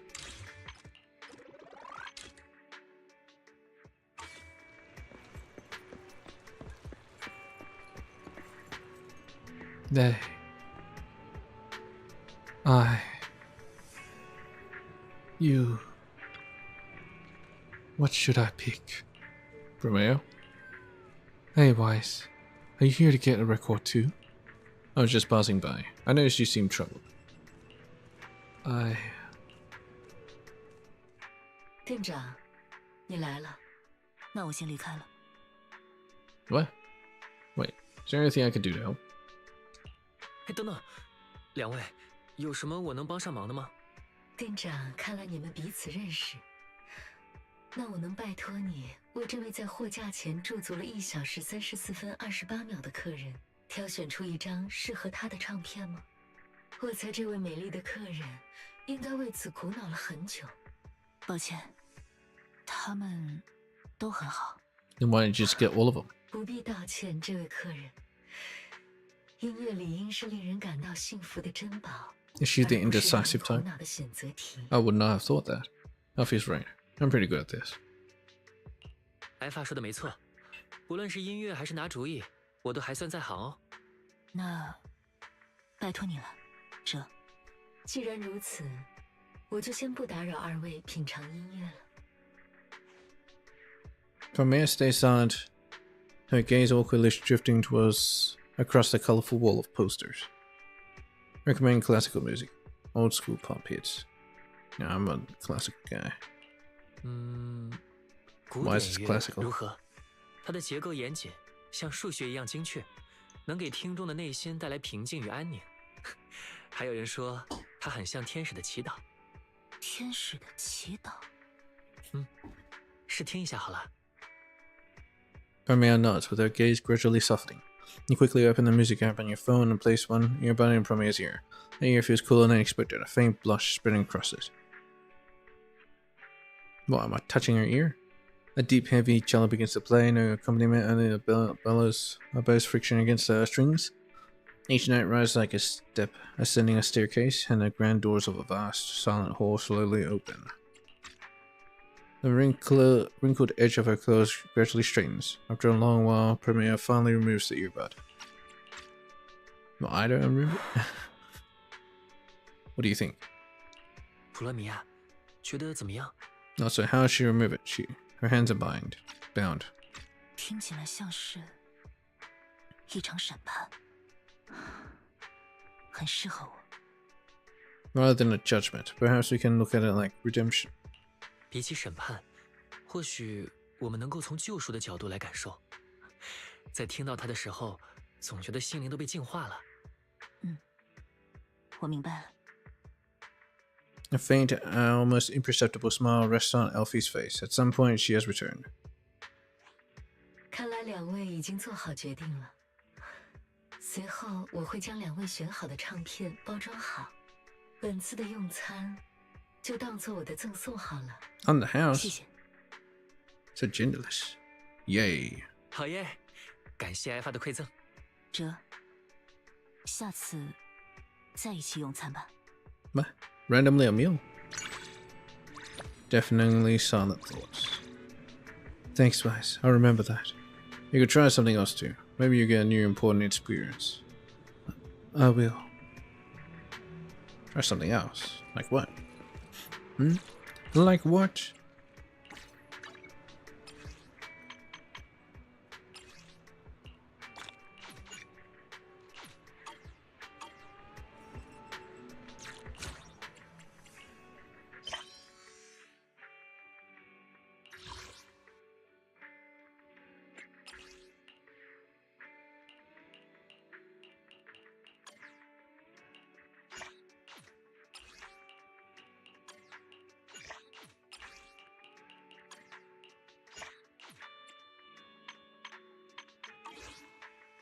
What the fuck?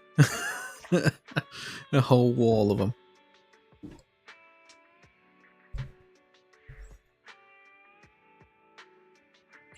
Alright, might as well.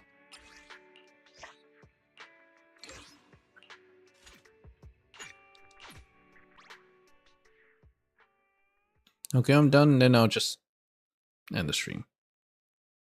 Just 10 of them will do. Anyway, I guess I'll just say Peach right now.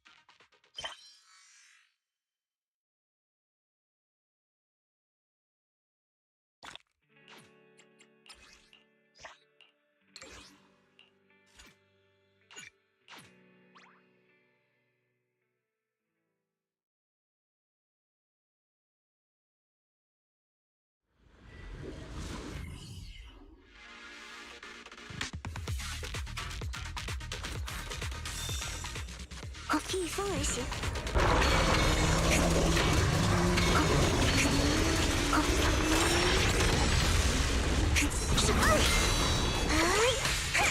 局势有力。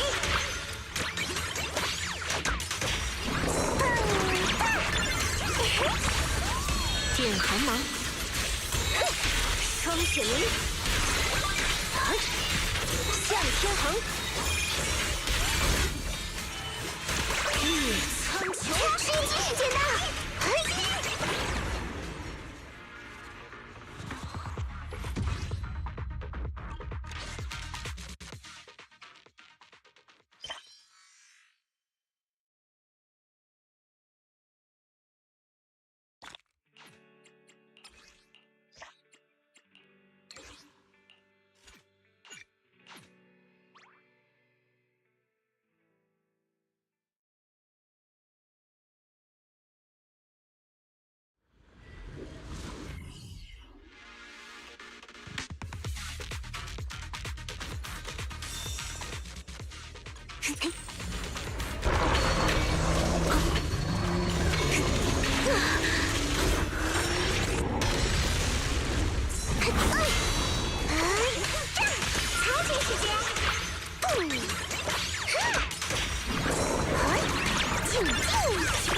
不会有事的。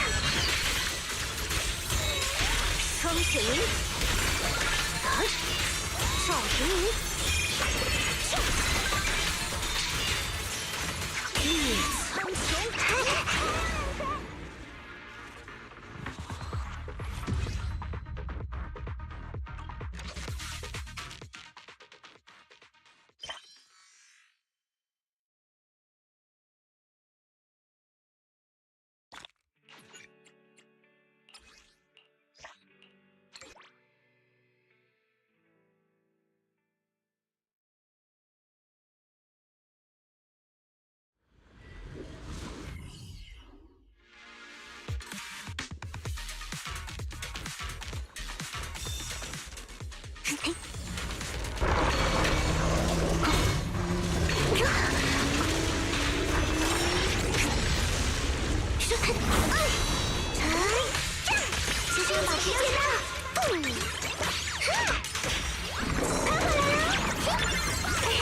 放着我来，尺素寒霜，双雪灵，赵平明，流光破晓，静静，诸我退去。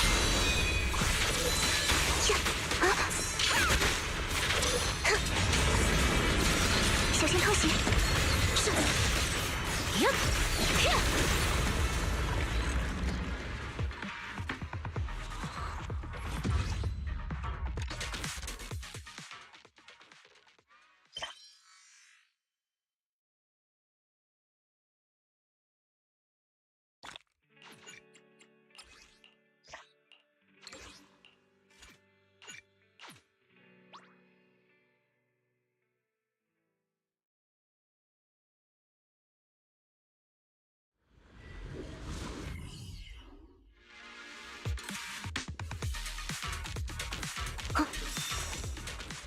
逆风而行，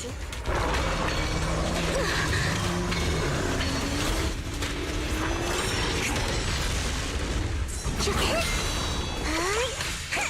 这样把敌人解到，是执行用我的方法，不会有事的。赵平明，向天横。流光破晓，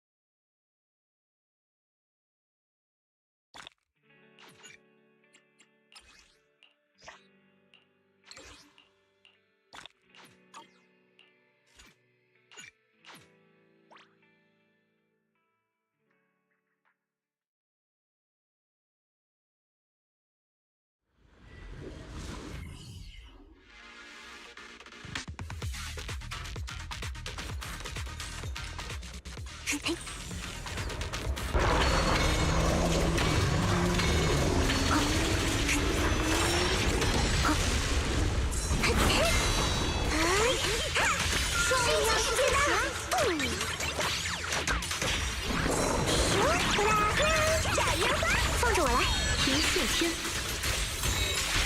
双雪灵，赵神灵，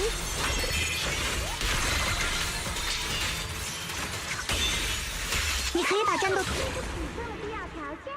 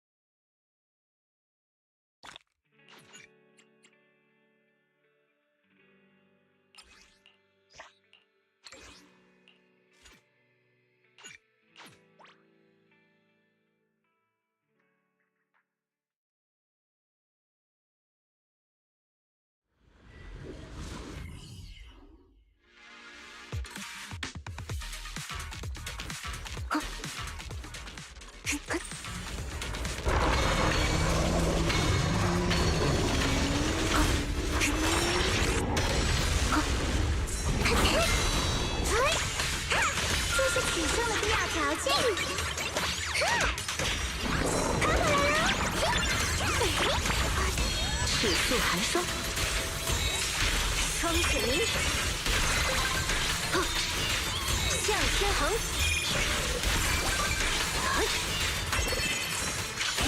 苍穹的还有两锤。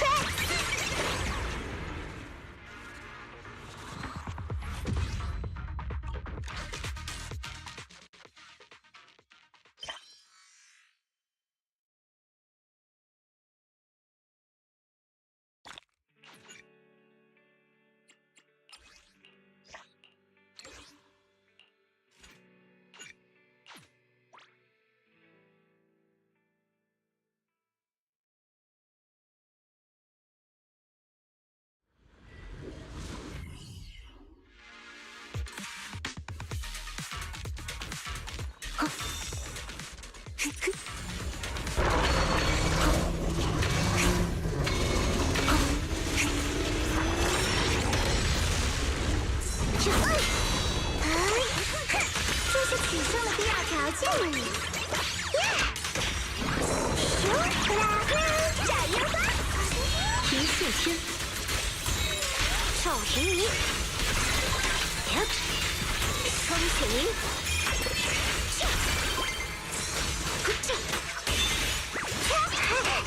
是执行任务。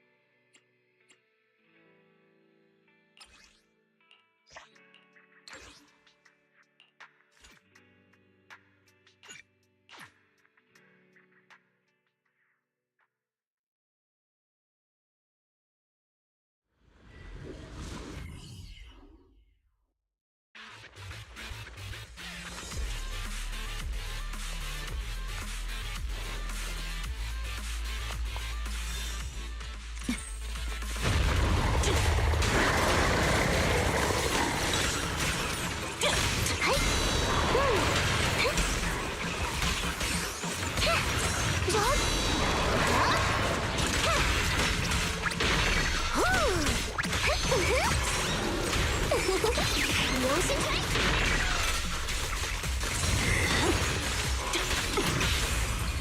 请下来。无聊的对手。时间很充裕。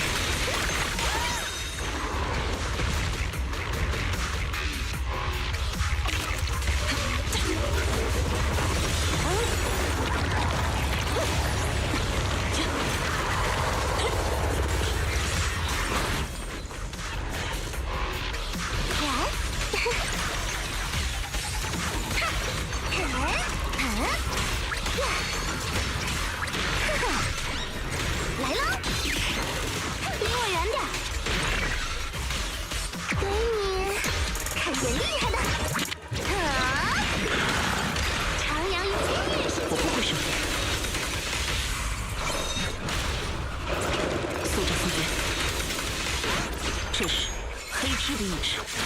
呀！